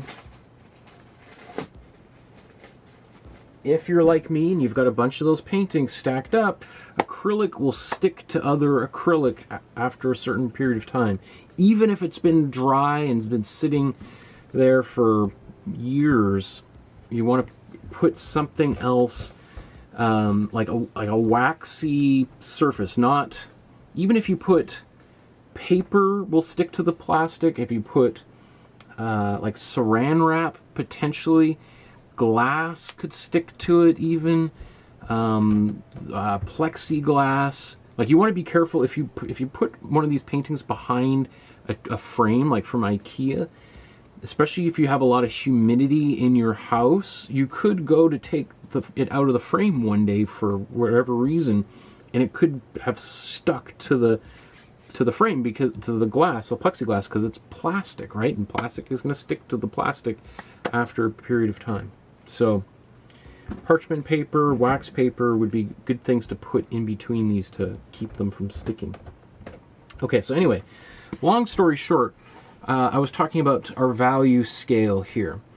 And what we did with that glaze, that yellow, is we took basically this is exactly what we did here. We just took the warm yellow and we put some black into it and then did a glaze of it. So it was kind of like this color, but with a lot of glazing fluid. So what it does is it has this kind of a, I always just think of it as like a dirty color. When we add black to it, in fact, even especially if you're using cheaper paints like we're using, they're not the worst paints, but they're certainly not the best, most expensive paints. I think of it dirty because sometimes you can even see grains of black pigment when we really dilute it a lot. Anyway, let's carry on here.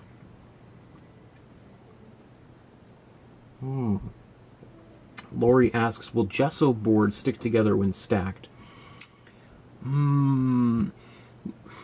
Probably not, because gesso has like a plaster powder mixed into the paint, and that's why, you know, when I sand it, it's a different kind of thing. It's got a chalkier, that's why it absorbs paint really well. So it's much less likely to stick to other surfaces. But good question. I hadn't really, but yeah, I mean, I've got a bunch of my gesso boards stacked, and also it doesn't really bother me too much if they were, but I don't think they would. Great question. Okay, so let's continue glazing. So I want to do pretty much a white glaze over top of here. So let's go with slightly smaller. Oops.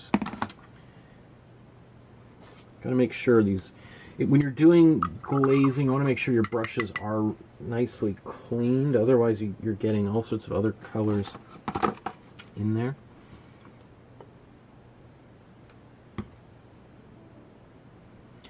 Okay, so I'm going to glaze with some white, which is a little bit tricky because it's hard to see when we're mixing white into this fluid, which also appears white, although it is clear. So that's why it's good just to kind of take your time when you're doing this kind of thing, to see what the results are before you go too far. Right now, not enough, right? So let's take a bit more white, mix it in.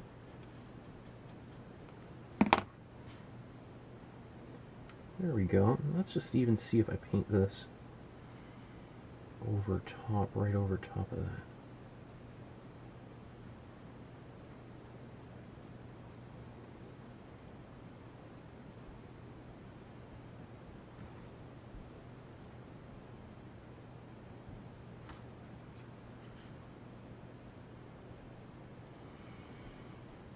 Let's do the same thing over here.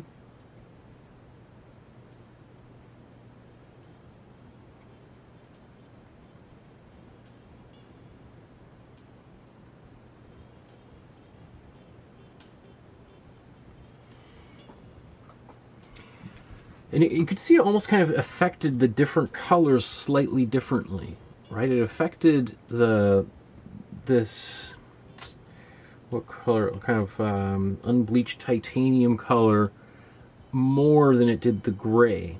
So I probably will leave the center part of these images alone the next time around and just glaze over top of the border.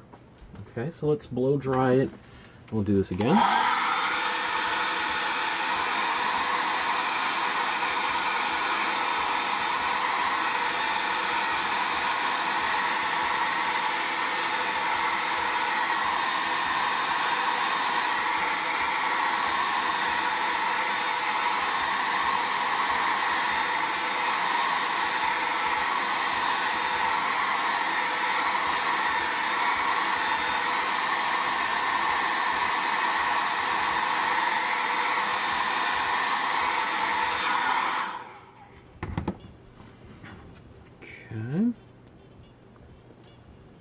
Bit more white in there. Let's get even a little bit more.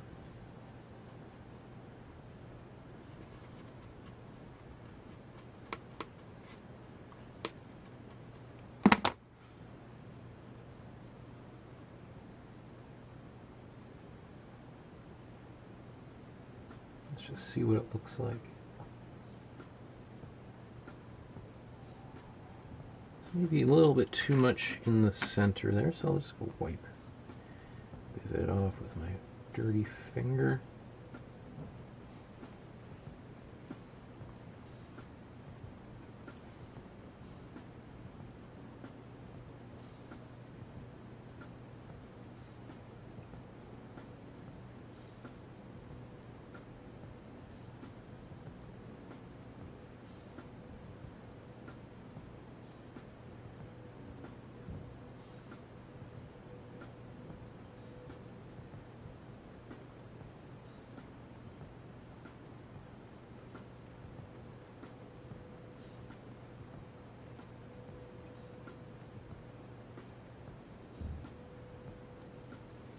And we can just keep on doing this endlessly until we get to the right, till we get to a place we're happy with, right?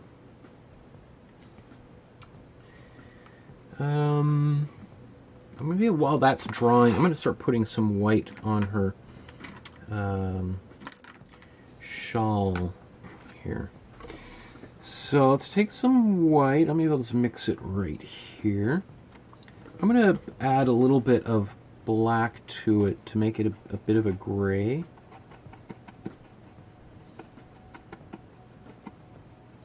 Start with some of the darker areas here.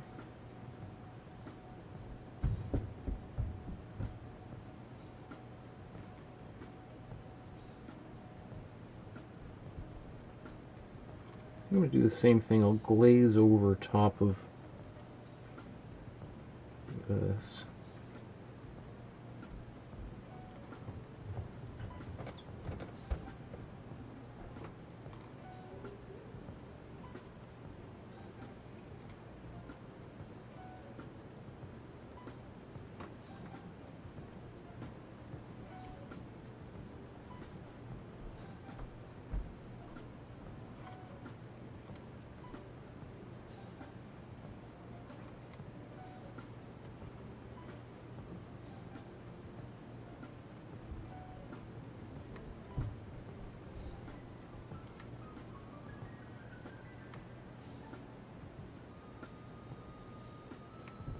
Oh, so I should zoom right in, right?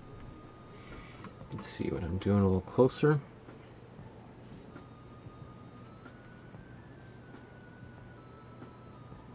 Okay, so that's this with the gray.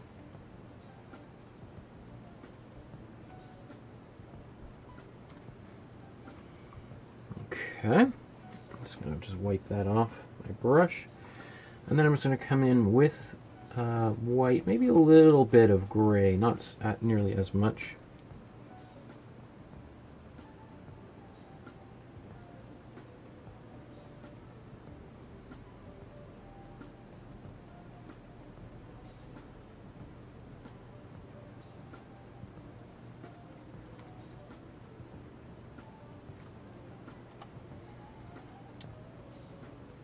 And, you know, I'm not going to fuss too much on getting all the texture of the lace.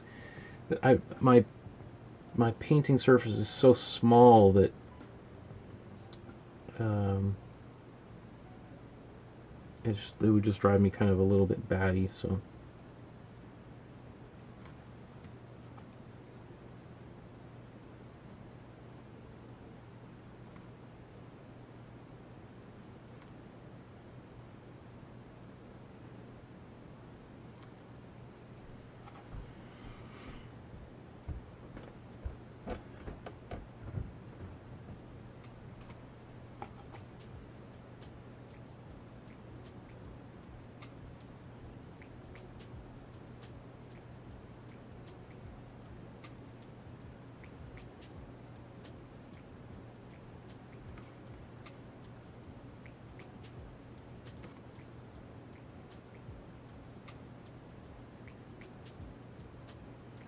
I'm just going to quickly add just a little bit of texture. I'm going to glaze over top of all this with some white here in a second.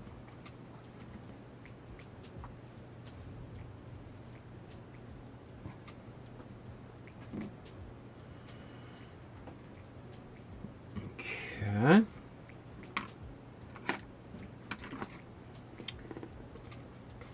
So let's do the same kind of thing we just did here with the white and the glazing fluid.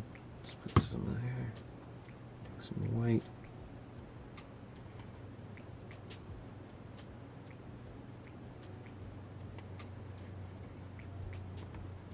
Actually, you know, I should blow dry all that first. Oops.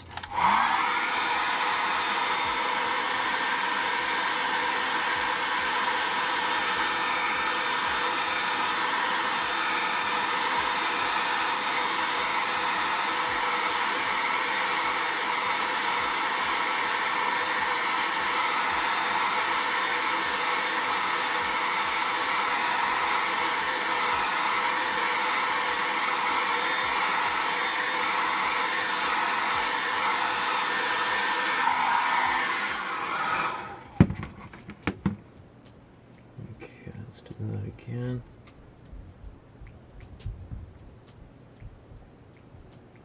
So now I'm glazing over top of all of this with white.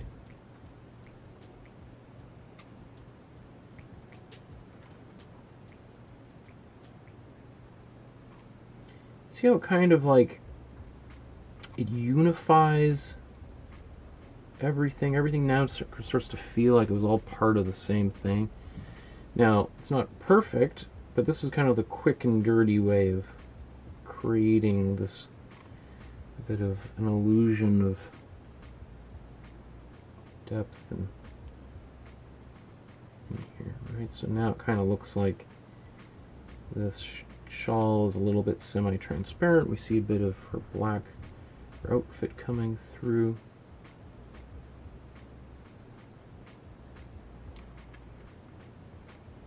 And we'll go after all this with some white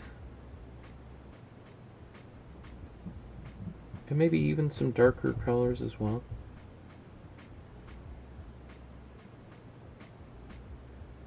Darker grays. Balance anything out, but we'll wait till we're finished. Actually, I'm going to do the same thing with her hair here.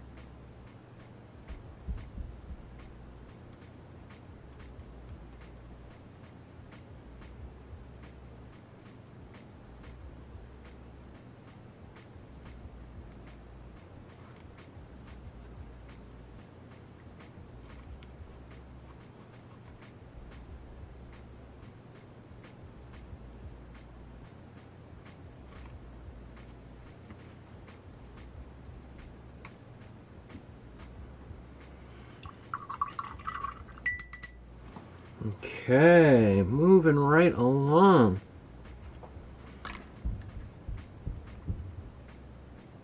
Right, like doesn't this look really like compared to the original, right? The background here has, like, you could see these other strokes of paint right over top of it. So we got that density of paint on top of it. It looks great. Okay.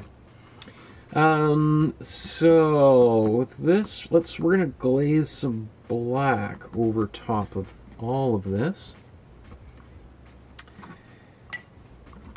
So,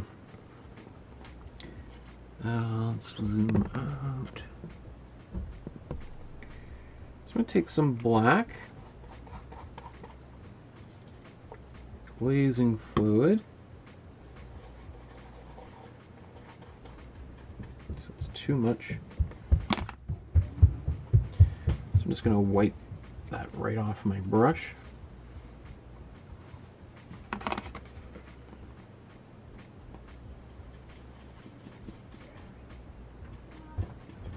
Alright, so you see how it's got that, kind of feels like dirty color. This sort of reminds me of like our daughter every time she goes outside into the garden.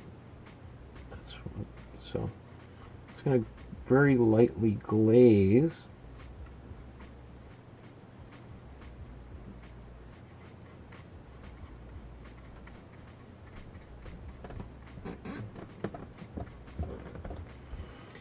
And you know, I can even glaze over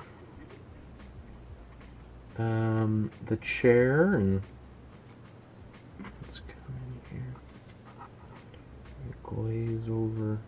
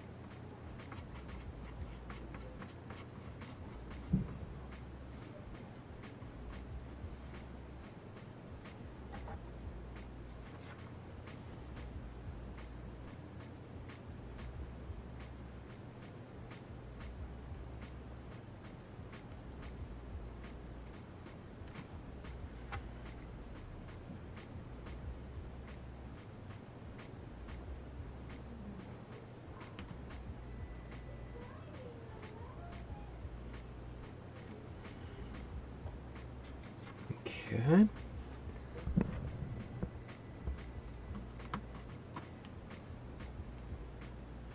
Alright, so just darkening everything down with this semi-transparent glaze.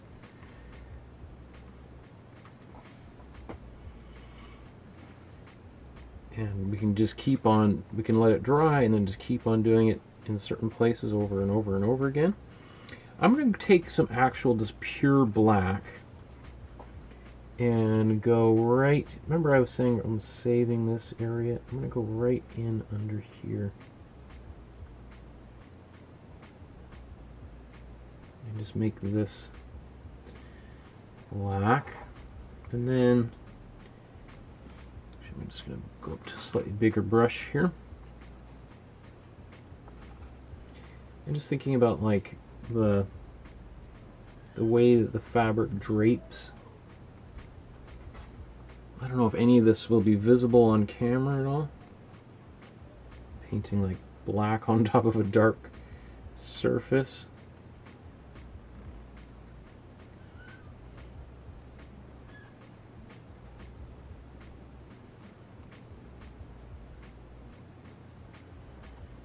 I want to get like the folds of the fabric. I'm going to put a few lighter highlights on here as well. Get the darks in here first.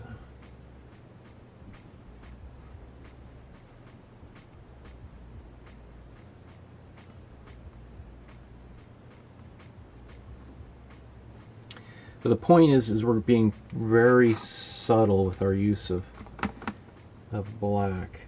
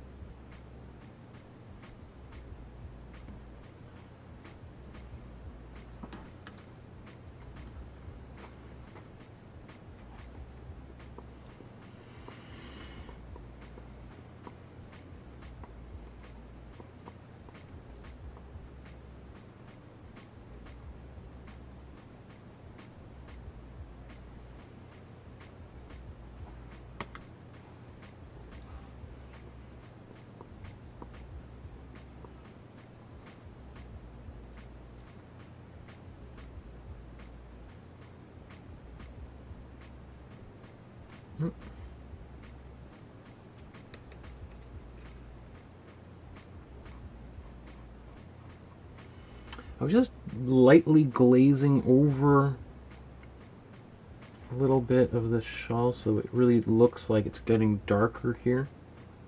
Same sort of thing.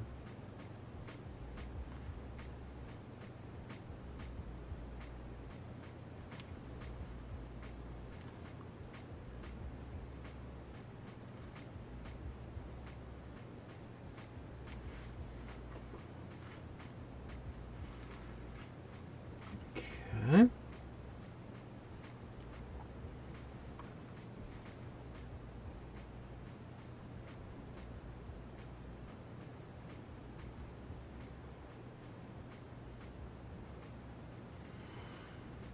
Same thing, I'm going to take some black and just go right into this area on the other side of her arm. So just pure black now.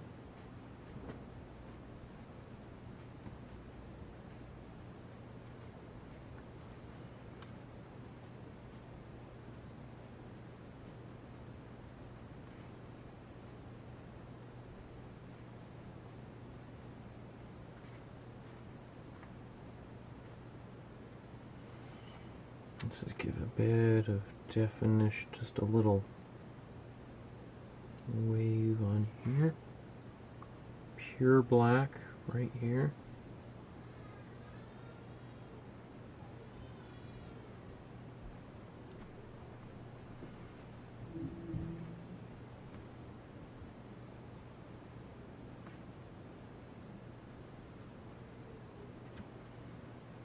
Okay. Looking good.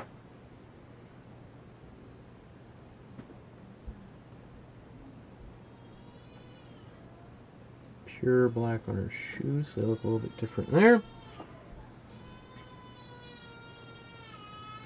Let's just glaze a little bit.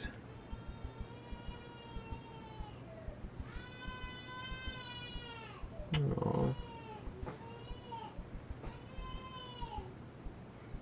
Her daughter had a tough day today while we were out running all my errands as I got inspired to reduce things. She was my faithful companion and had a diaper blowout, and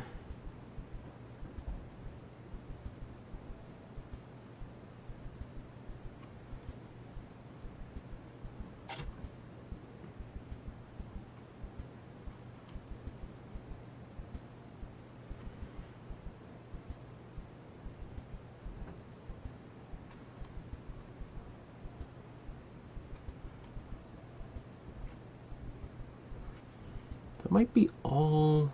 Her nostrils are now a little dot. Let's just.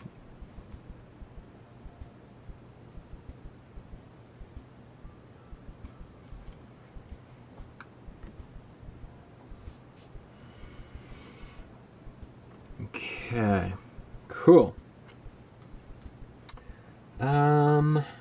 All of them, I'm pretty happy with 90% of what we have here.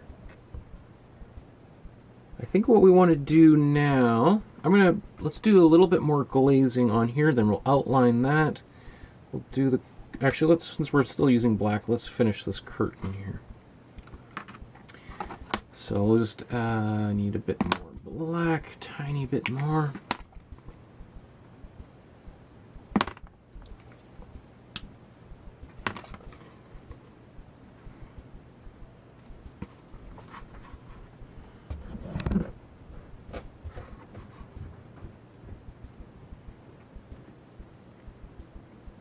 Okay.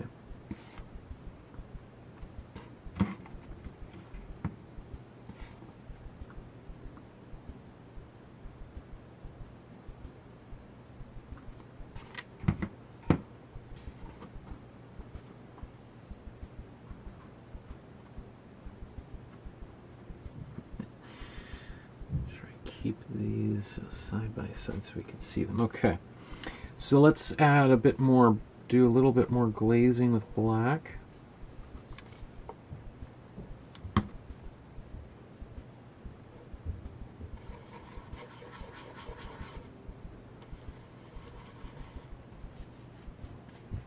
Oh, It's got a bunch of blue in there, which is not necessarily a bad thing.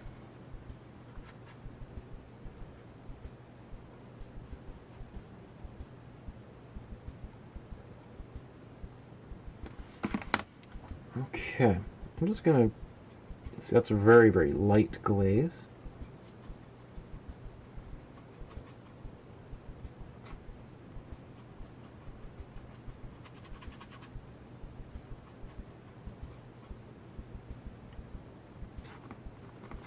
Which is totally fine. I'd much rather, when I'm glazing, go nice and slow.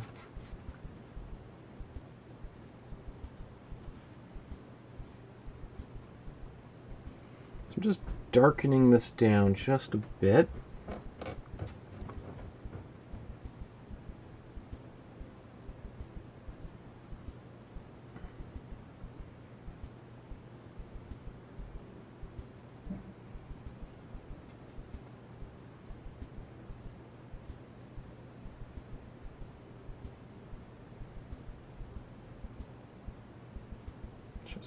Let's go right across here.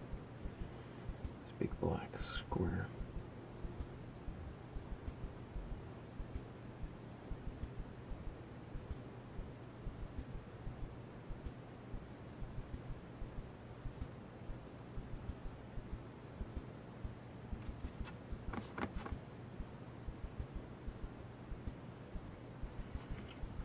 Okay.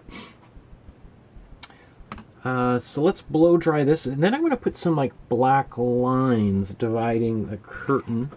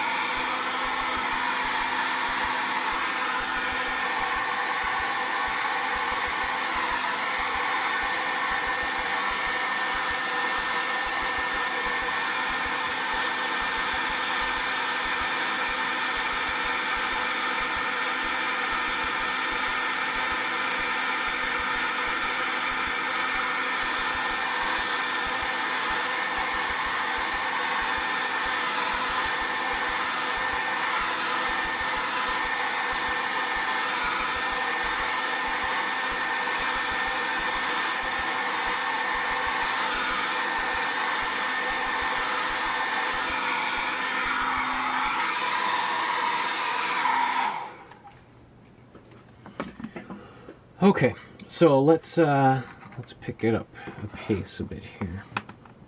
I'm gonna take some pure black.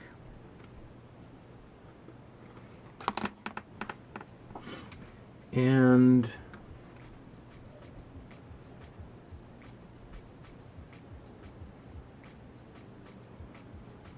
painting pure black right along this bottom edge.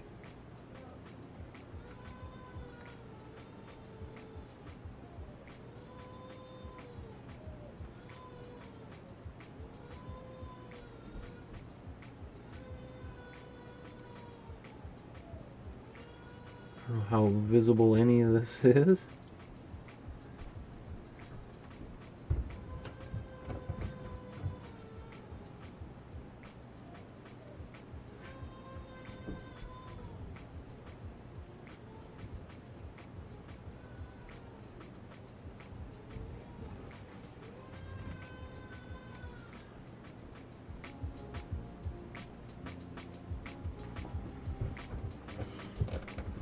Okay, so we should see a very subtle, like this shadow under here. And then let's draw some verticals.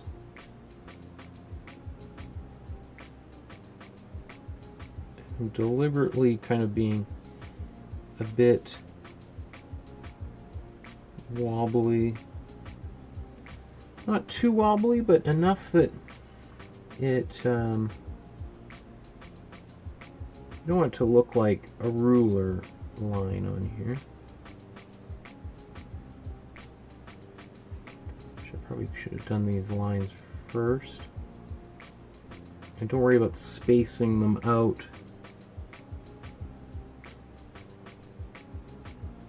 In any regular way. In fact, the more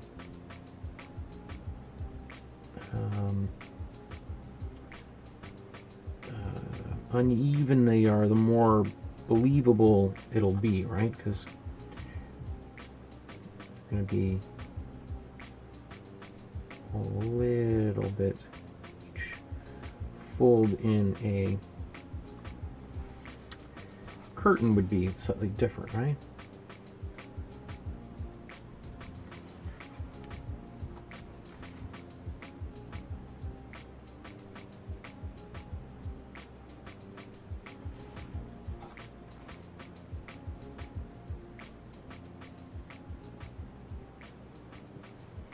This is pure black.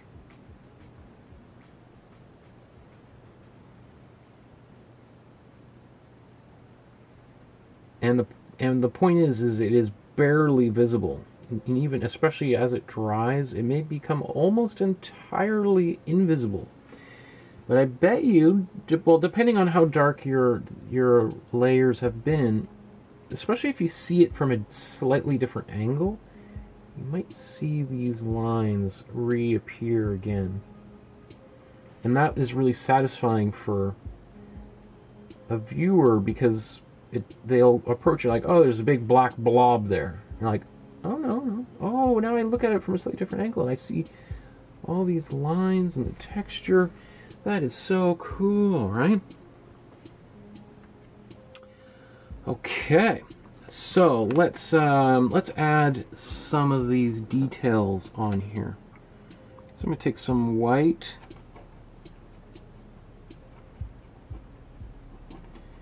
and what color? We should make this. We'll do a few blue lines.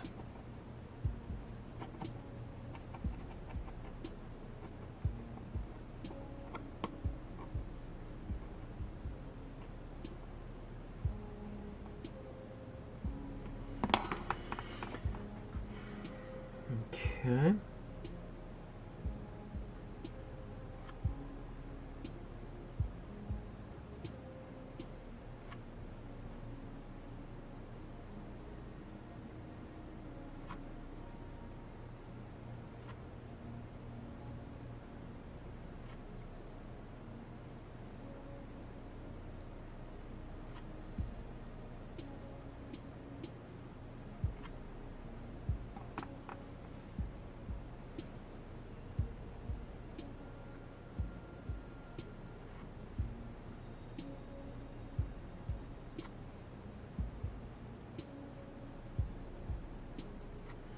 I'm not really sure what the whole logic is behind these.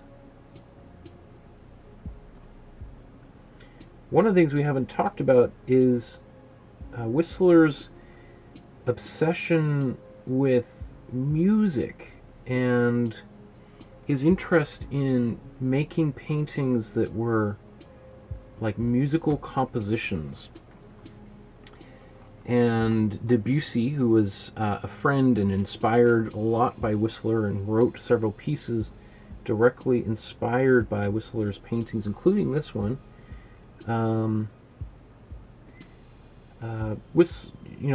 really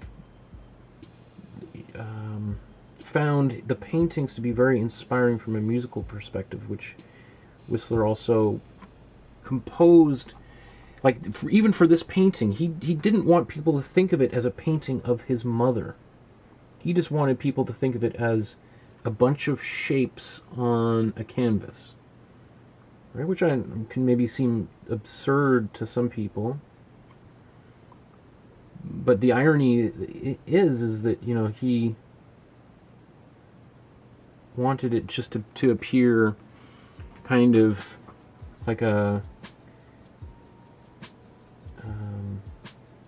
almost like an abstract composition 100 years before abstraction, and yet it's sort of seen as one of the great representational paintings in all of American history.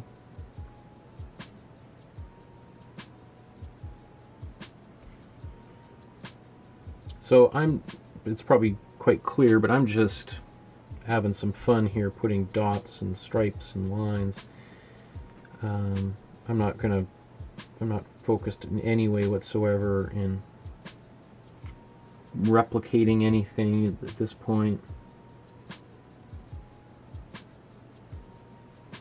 It's possible that he saw these as kind of some kind of musical scales or something. I don't know. But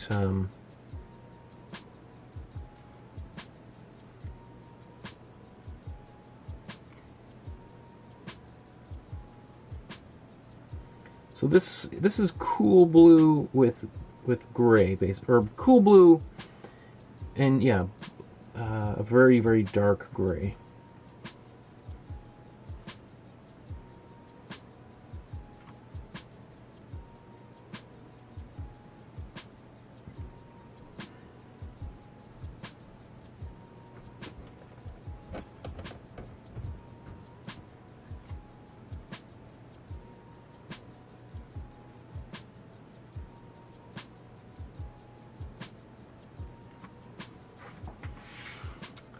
Okay, let's switch it up, and we'll use a little bit of yellow. In fact, maybe I won't even bother washing my brush. I'm just going to take some cool yellow. Let's take it.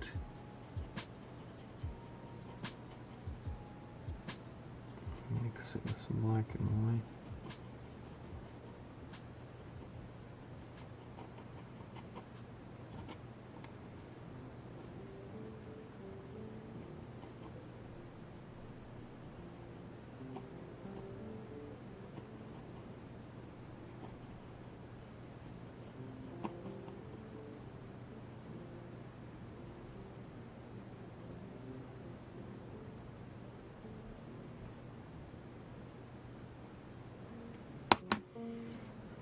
Okay.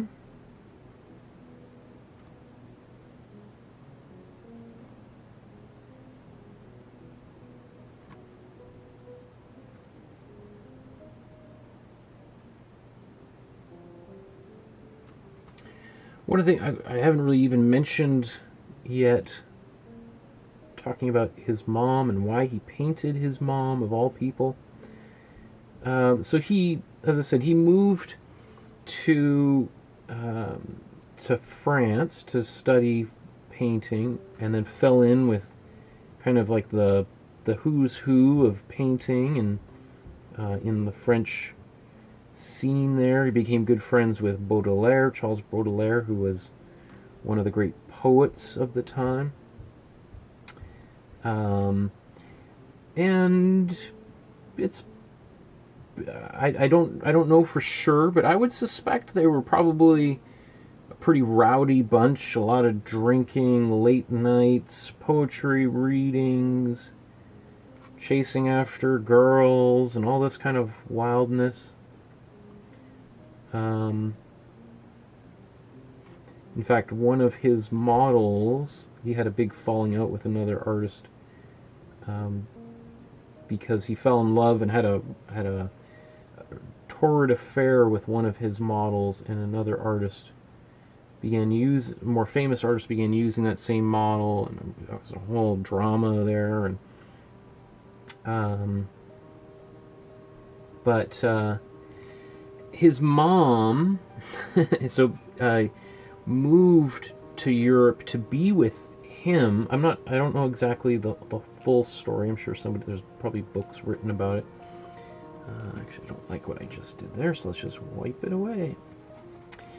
So his mom moved in with him for at least a short period of time. I don't know how long. And helped kind of cook meals and was around, and really brought some stability to his life. He became much more productive when his mom was around. He probably ate better, and got to sleep a little bit earlier. And the story goes is that he was one of a model that he was supposed to paint on this particular day, like didn't show up, or I can't remember what the deal. It was a rainy day or something like that. And so he just I guess, desperately needed to make a painting that day, and asked his mom to sit for him. And apparently it was not, you know, she had to sit for him for many sessions. Like, this painting was painted over the course of like, I think 12 sittings, and each of those sittings would be at least 2 or 3 hours, right? And she was able to sit still for a while, but she doesn't seem to be like the most comfortable person on earth. She doesn't seem to be overjoyed. But there's, you know, certain people look at this painting and see it as like a symbol of motherhood, of perseverance, of like resiliency and strength, in some ways, because she's sitting there still for so long and holding this pose.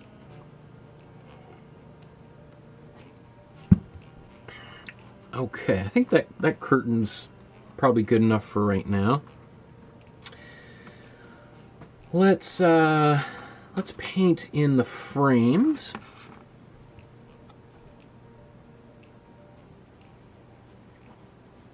I'm always making sure I don't have paint on my hands before I blop down there on the surface of the painting. The same thing, my sleeve dragging across the face of the picture.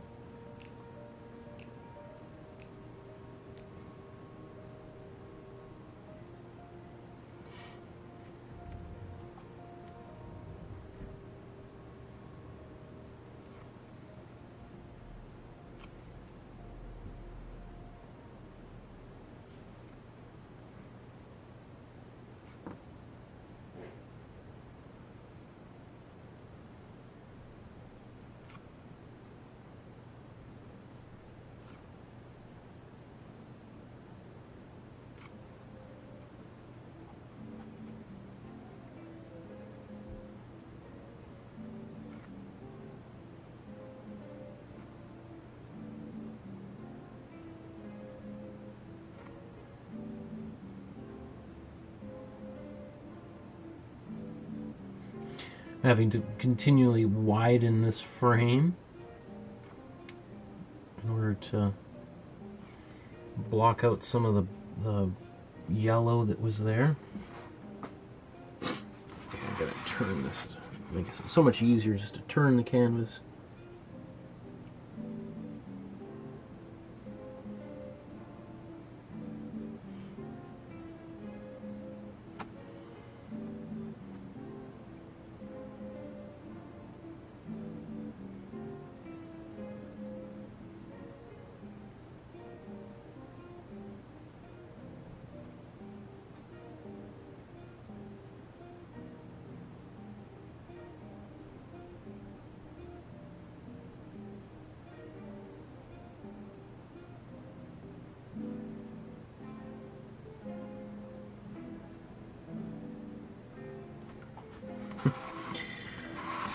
It's at some point like, how wide do I want to make this frame?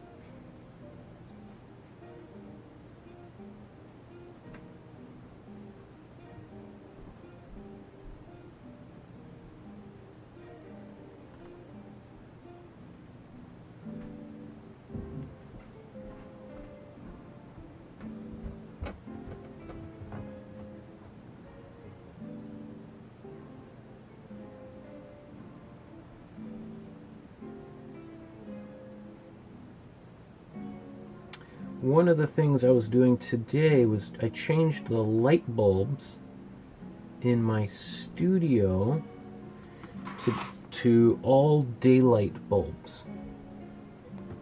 Previously, I had some warmer bulbs.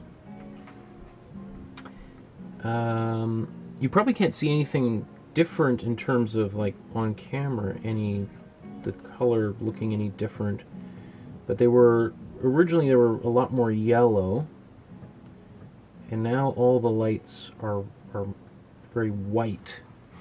Now the way that I kind of adjust things here is, I adjust the cameras so the color temperature on the camera. But long story short, anyway, I'm finding just anecdotally right now that it's much easier on my eyes. My eyes were getting really sore and tired by the end of a long painting session. And now that I've got different bulbs in here, I feel like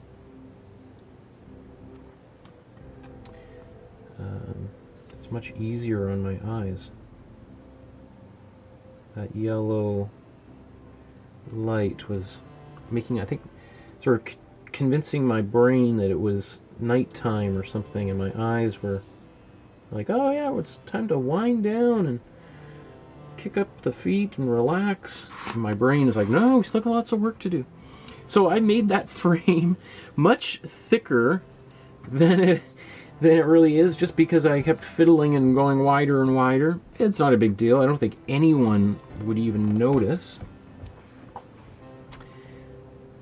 But it is just kind of funny to me.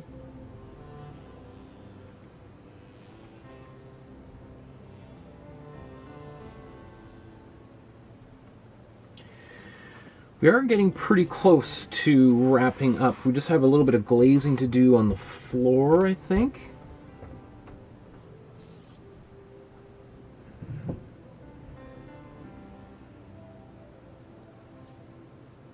I'm going to do very quickly some images in these frames.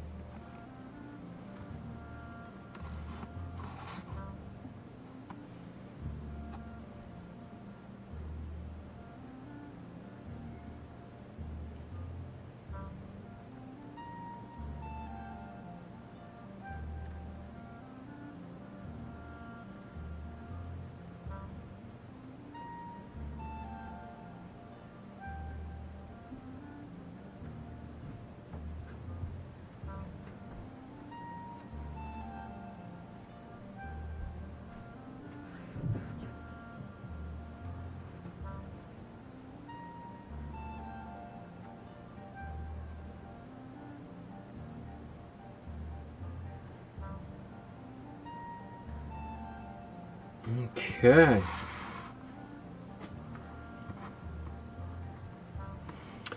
Cool. Maybe while that's drying, let's zoom out.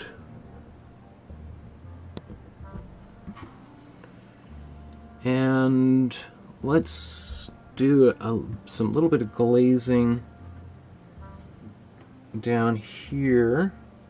And we'll finish the paintings up there, and I think we're pretty close to being done. So, you know,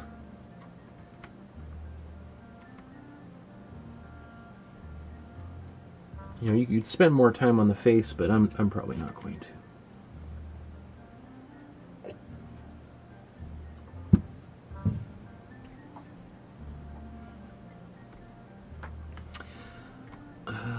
Okay. So let's think about like this color down here. Right now we've got a pretty relative, considering compared to the original, this color down here is kind of intense. You know, it's, and when I say intense, I don't mean like violent or whatever. I mean like in terms of color, right? The color is intense. The intensity is relatively bright, right? We have these browns and they're intense browns. So we want to lower the intensity, lower the saturation on these colors. So I think we're going to do, we could almost use the same kind of glaze we did here, like a bit of a yellowish, just sort of looking at that, yeah, almost like a, let's try a yellow with almost a bit, it'll be mostly black with just a little bit of white, although maybe we'll do a separate white glaze. I don't know, we won't know until we actually do it, so let's just start mixing. Here, we need some more warm yellow.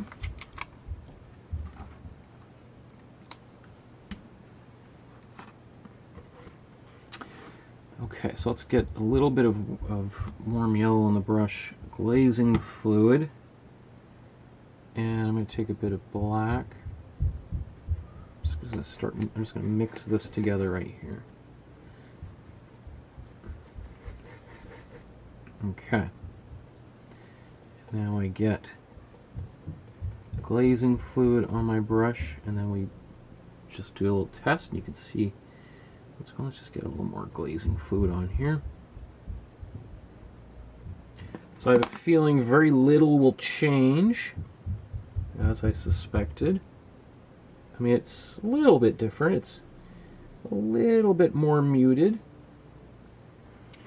But let's go even further, right? So let's just dig back in here and grab a little bit more of that paint that we were mixing.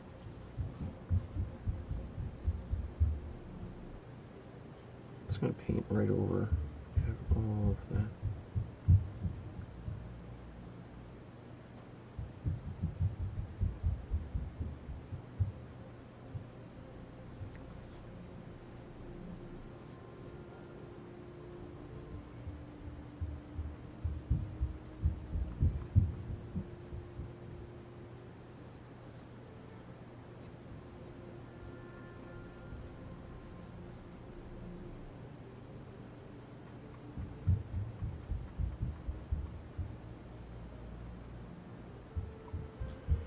I'm even going to go right on this black down here, just this shadow.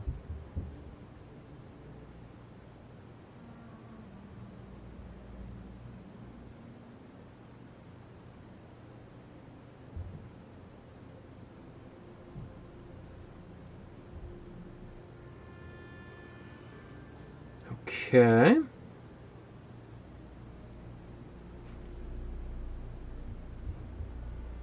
So I think that was good for a first pass. We're going to blow dry it, and then I'm going to do just this area again.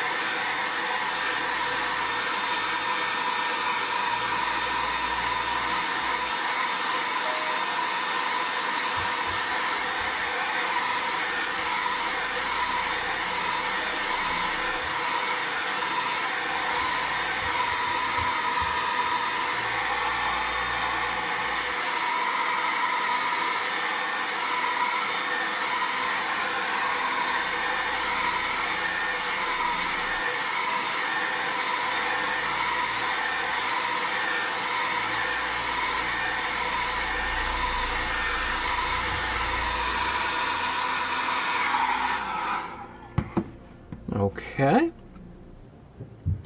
so let's do this again.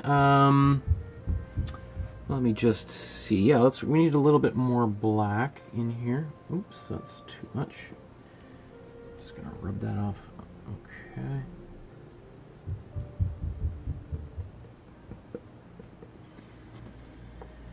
lot of glazing fluid there.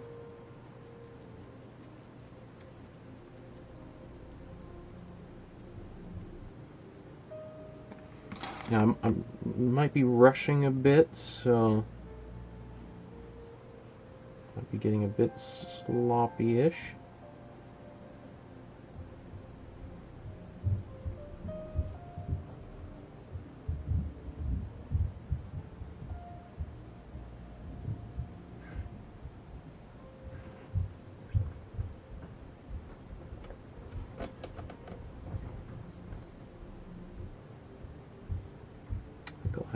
Well, I'm going to come back and touch that dress anyway, so I shouldn't worry about that too much.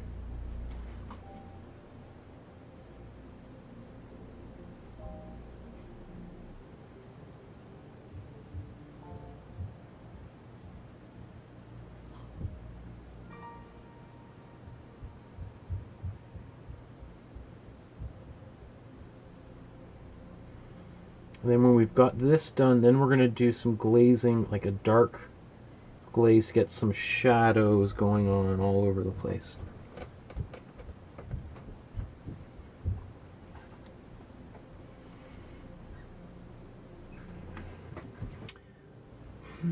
So that's good, but I want it to be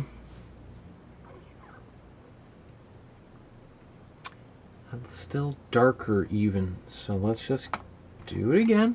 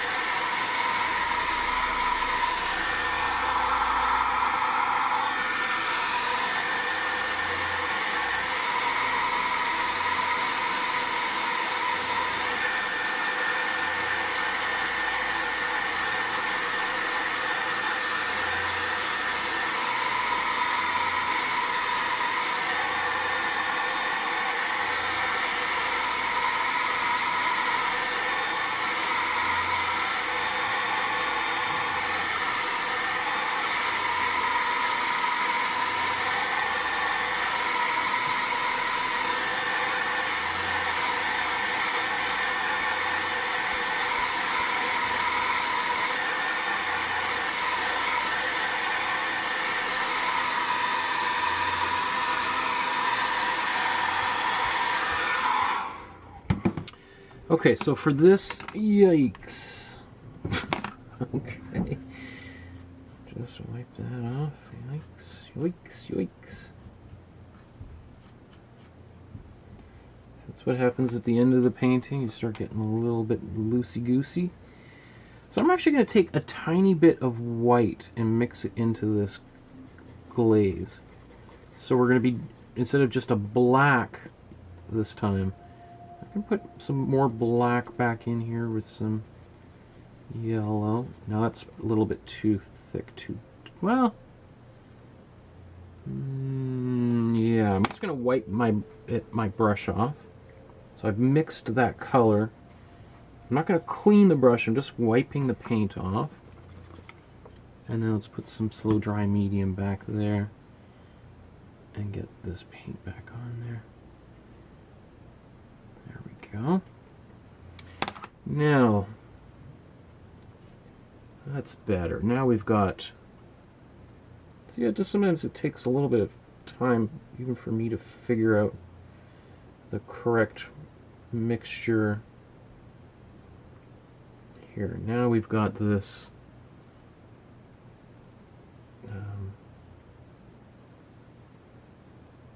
much less intense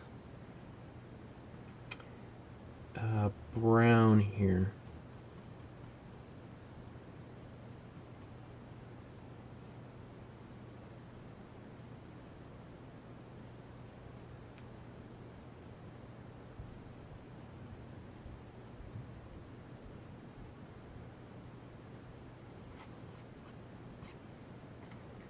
And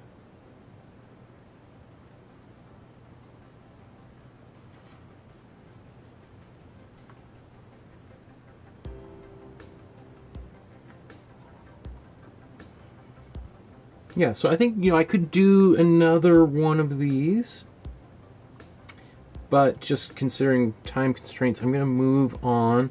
I'm going to mix a darker glaze. We'll glaze some of the shadows in here, and then we'll finish the image in the paintings.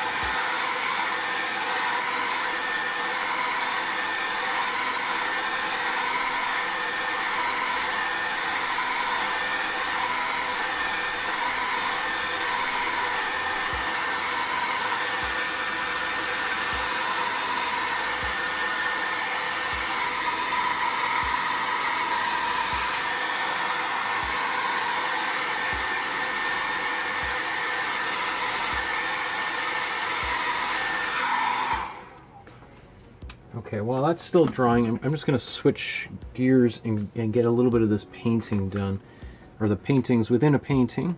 I'm going to take some white and black. We'll make a light gray here.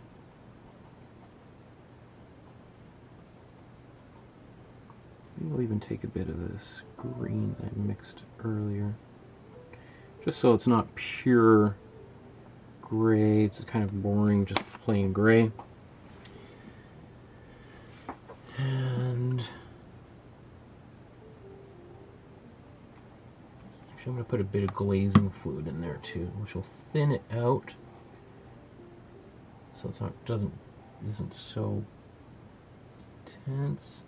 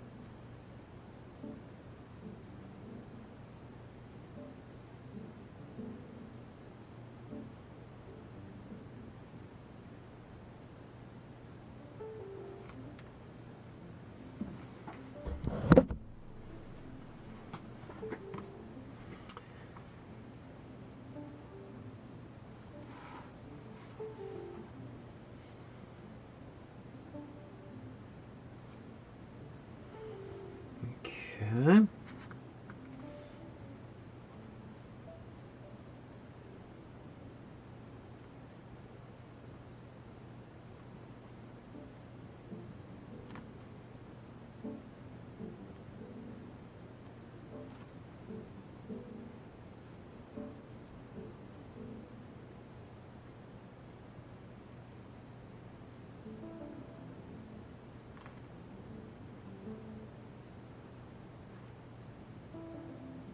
I'm just kind of making some stuff up here. I wouldn't worry about, oops, that's what I was doing over here. I wouldn't worry about trying to make this look like a masterpiece or anything in the background. I think it's supposed to be just a little bit, you know, obscure. And if you did this too dark, then we could also just glaze a little bit of white or a different color over top of it. Maybe we'll do that. Maybe we'll see how things go here in just a couple of minutes. I am gonna actually, as a little, I'm gonna just take my pencil.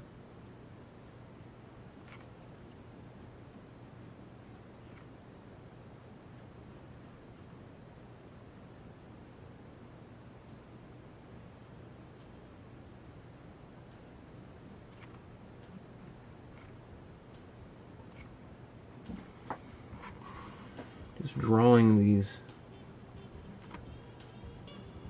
lines in here back a bit.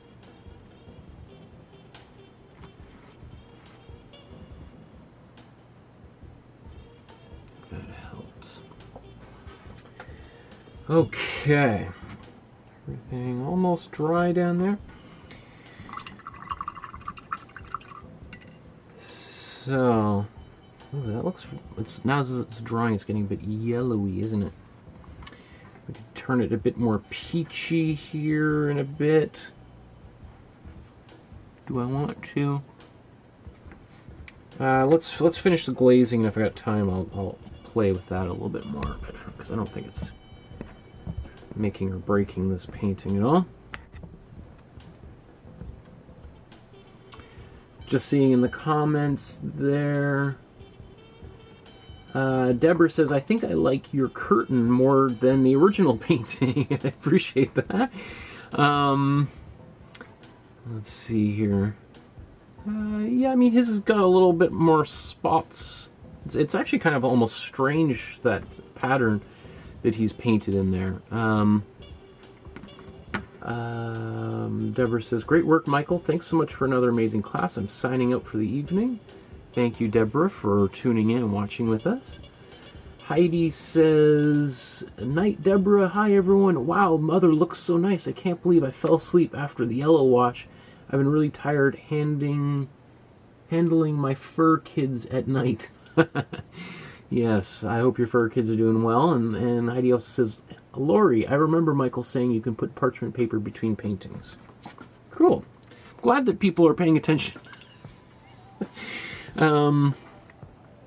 Okay. So, really the final thing that is, at this point, we could just keep on painting on this forever, is just to put, like, some shadows in here, darken a bunch of different places here. You know, in behind her here. And there's lots of different ways we can do this. I'm going to suggest we just basically use black, maybe a bit of warm blue in here. So let's take a bit of warm blue, put that on our brush. Let's take some black, and I'm just going to mix it over here so I can see what I'm doing.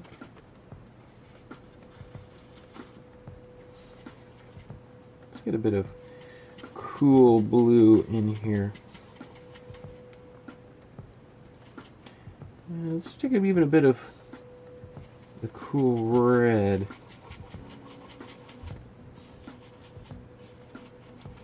So we got a bit of a purpley. I really want to have a little bit of color in my shadows. And you can see even in his shadows he's got color in there. So let's mix that. It's a pretty strong glaze. So just gonna wipe a bit of it off here. Let's put more of it off to the side.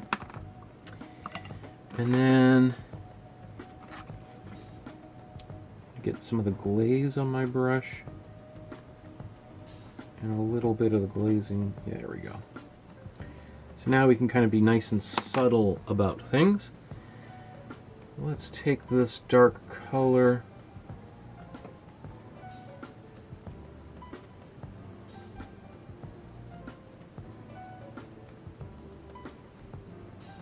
We can go in behind her. We can take our mop brush and just kind of blend that out a bit and soften that. And let's now go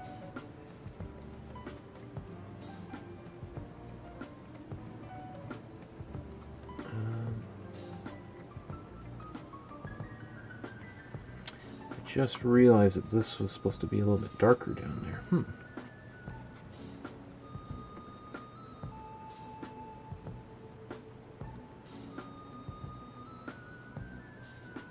Well, we can build that up with glaze or paint. Lots of different ways we can do that. Let's get underneath the chair here.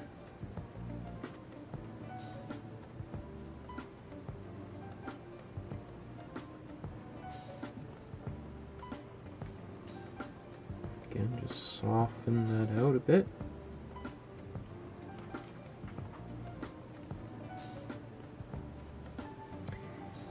let's come over to the curtain side of things. And here, don't forget this little triangle.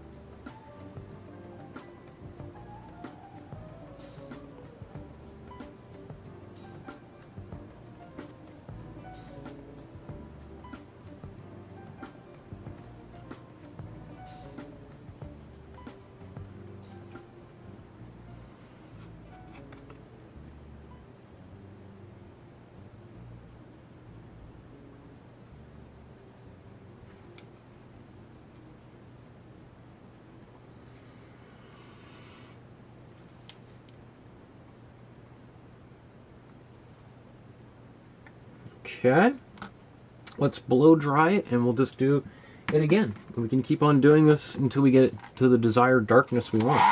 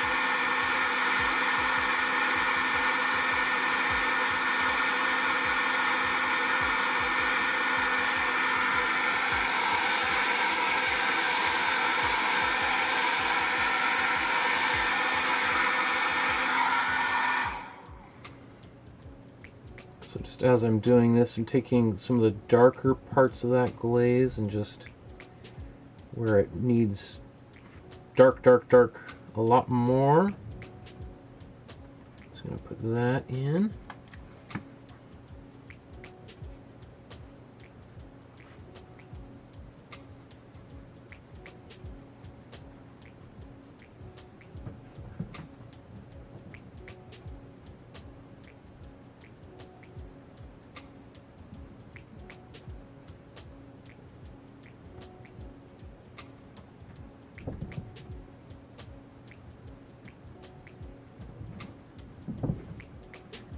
Oops.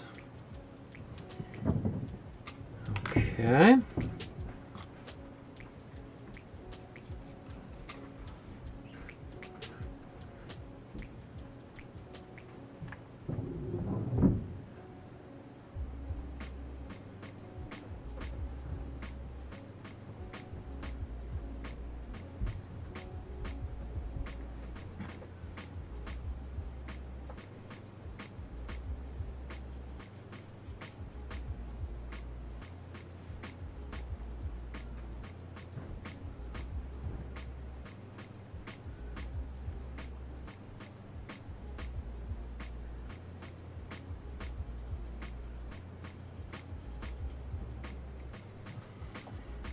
Even glaze down here. We haven't touched this for a while down the bottom. Oops.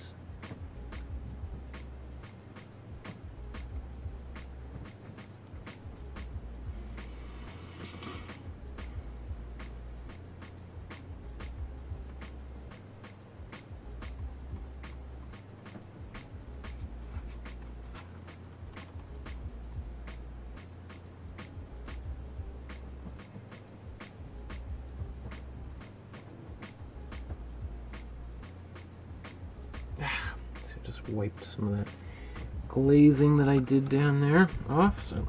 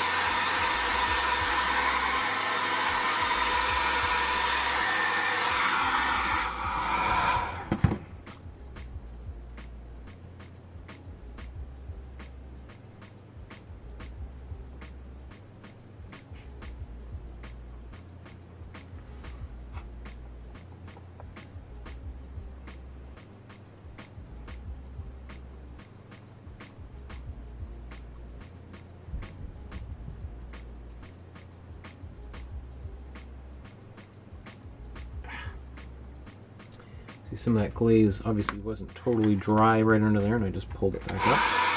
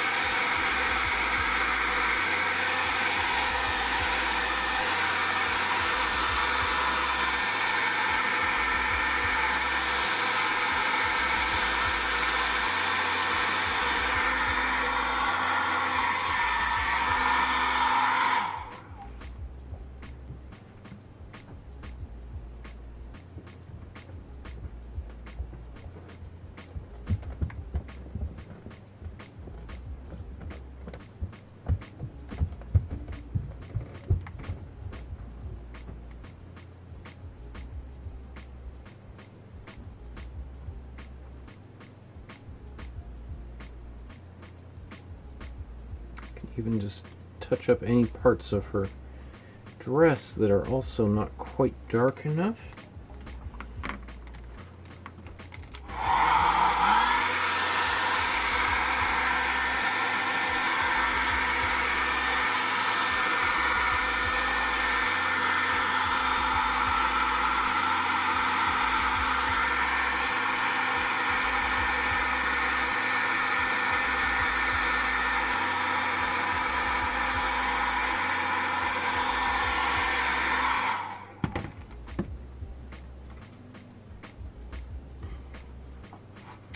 I'm just going to take this glaze, dark glaze, and just go over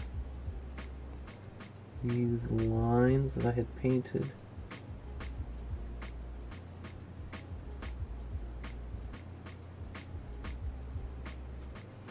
Right, it's like super subtle.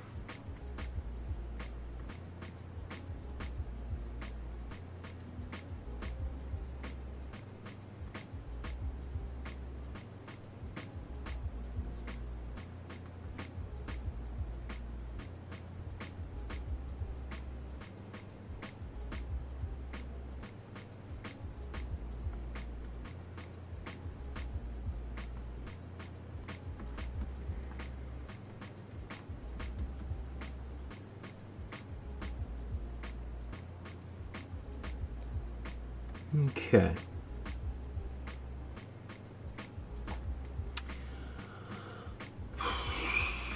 Okay, you know what? Actually, I'm just going to put a bit of white on her shawl up there, and then I think I'm done. Like, I mean, I could continue working on this, like, ad infinitum, but that's for everyone else to do, should they wish to do so.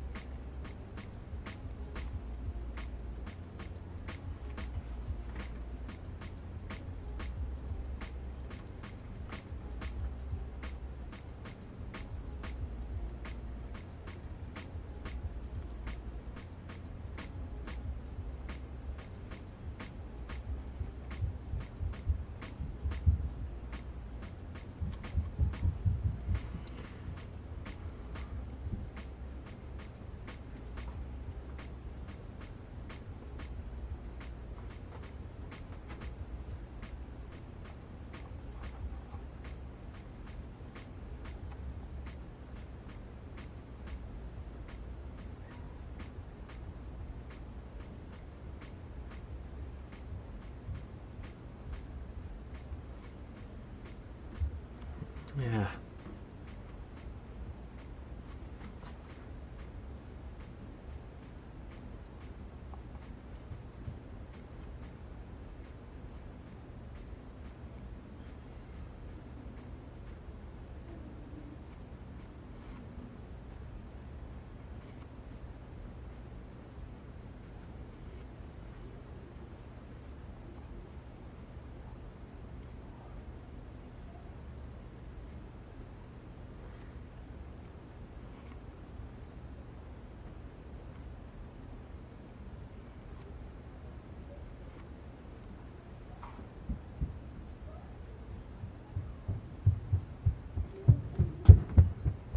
You know what? I think this, I should probably just stop.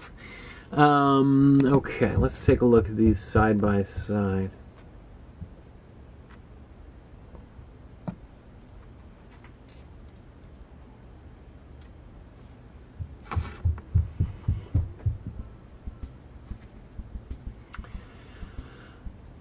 Oops, let's zoom that one up a little bit more. Oh, whoa, whoa, whoa, there we go. Okay. You know, I could darken, I could keep on going, but I think, you know, the everything that needs to be there is there. I could, a little bit yellowy in the face.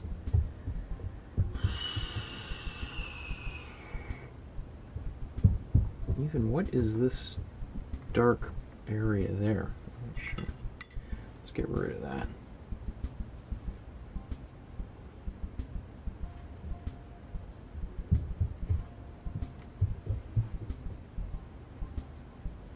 Okay.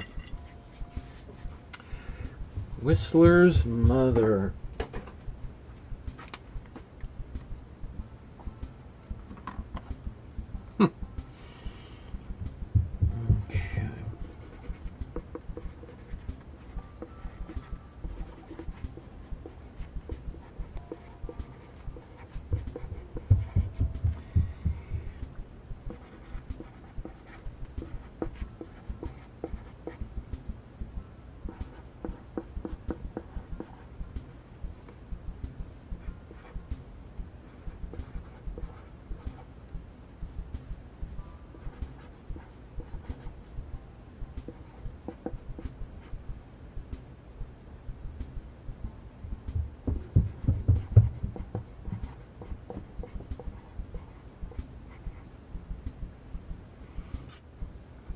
So here's the long title.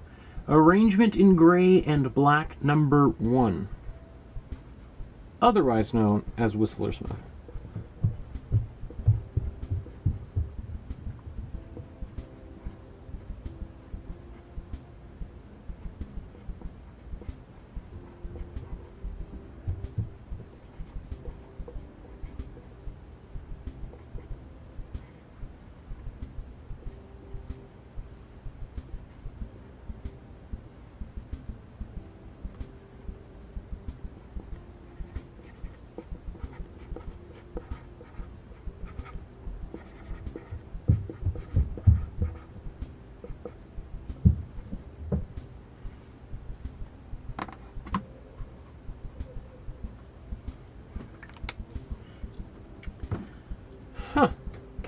As I said, I'm looking at it, and there's things that I would want to do more to it. As happens in every... In fact, I'm thinking about doing an episode where I go and touch up a bunch of paintings, that little things that drive me nuts about them. I think I can live with it. I think I can live with that. Let's just see one last time. Whew. Okay, everybody. So, we are just winding down now. On Saturday, just a few days from now, we are going to look at your artwork. So join me same time, but different date. This Saturday, we're going to be looking at the paintings you guys have done. So if you're working on any of these paintings, upload them to the Facebook group or join the Facebook group if today's your first time painting with me. And we'll just no painting, just celebration, right? And I'll give you feedback on how I would improve some of the paintings. If you've got challenges or problems, I think, you know, everyone wants to submit the very, very best paintings so they can get kudos and congratulations. But I think people learn the most when they get some positive criticism, right? And I can give you some constructive criticism to help you. If there's parts that you're just like, why is this? I'm having a problem. I want it to be blue and it keeps going green. What's going on, right? So actually submitting, it takes some courage, obviously. But if you submit paintings that you're struggling with, usually that's where people find it's the most helpful. So just as a little bit of a thought, if you're interested in participating in that. If you want to contribute to the show, there's two ways you can do it. You can support the show by just subscribing to the channel, hit the notification bell so you know when the new episodes are coming up, and hit the like button. And then the other way you can do it, in addition, or ideally be both, and if you want to leave a donation, you can use the PayPal link down below. If you want to send a check or money order, e-transfer, contact me via my website or through the Facebook group. You can send me a private message that way and I'll send you the important details. So that's all I have for us today. We painted one of the most famous paintings on Earth in about 3 hours. Not bad. I think that's pretty good, and I think it looks pretty good. Obviously, we could spend another 3 hours and we could fine-tune it into the most perfect thing imaginable, but I think for most of us, just getting to this point would be very, very satisfying. So I've enjoyed myself. I hope you guys have done too. This is our Mother's Day painting. So if you can't join us on the weekend, happy Mother's Day to all of the fantastic women out there who've brought us into the world and who are raising our children, and all the great wives, daughters, all the fantastic women out there. I'm very blessed to have a lot of really great people, women in particular, in my life. Speaking of which, can I just... I'm not going to... Anyway, this is a great book, Women in Art, that I just found this and I was like, oh, I wish I had found this months ago, because this has like a lot of the artists we've been talking about in this episodes. So anyway, we'll see you guys in a few days. We're going to talk about your work, and then next week we start our whole month of art where we're focusing on great Asian masters, mostly Chinese painters. I'm super excited about that. I mean, there's millions of great artists we could pick, but I think I've got like the handful of the very, very, very, very best. So we will see everyone in just a few days. Until then, everyone, enjoy the rest of your evening, and we'll see you very, very soon. Okay, good night, everybody. Bye-bye.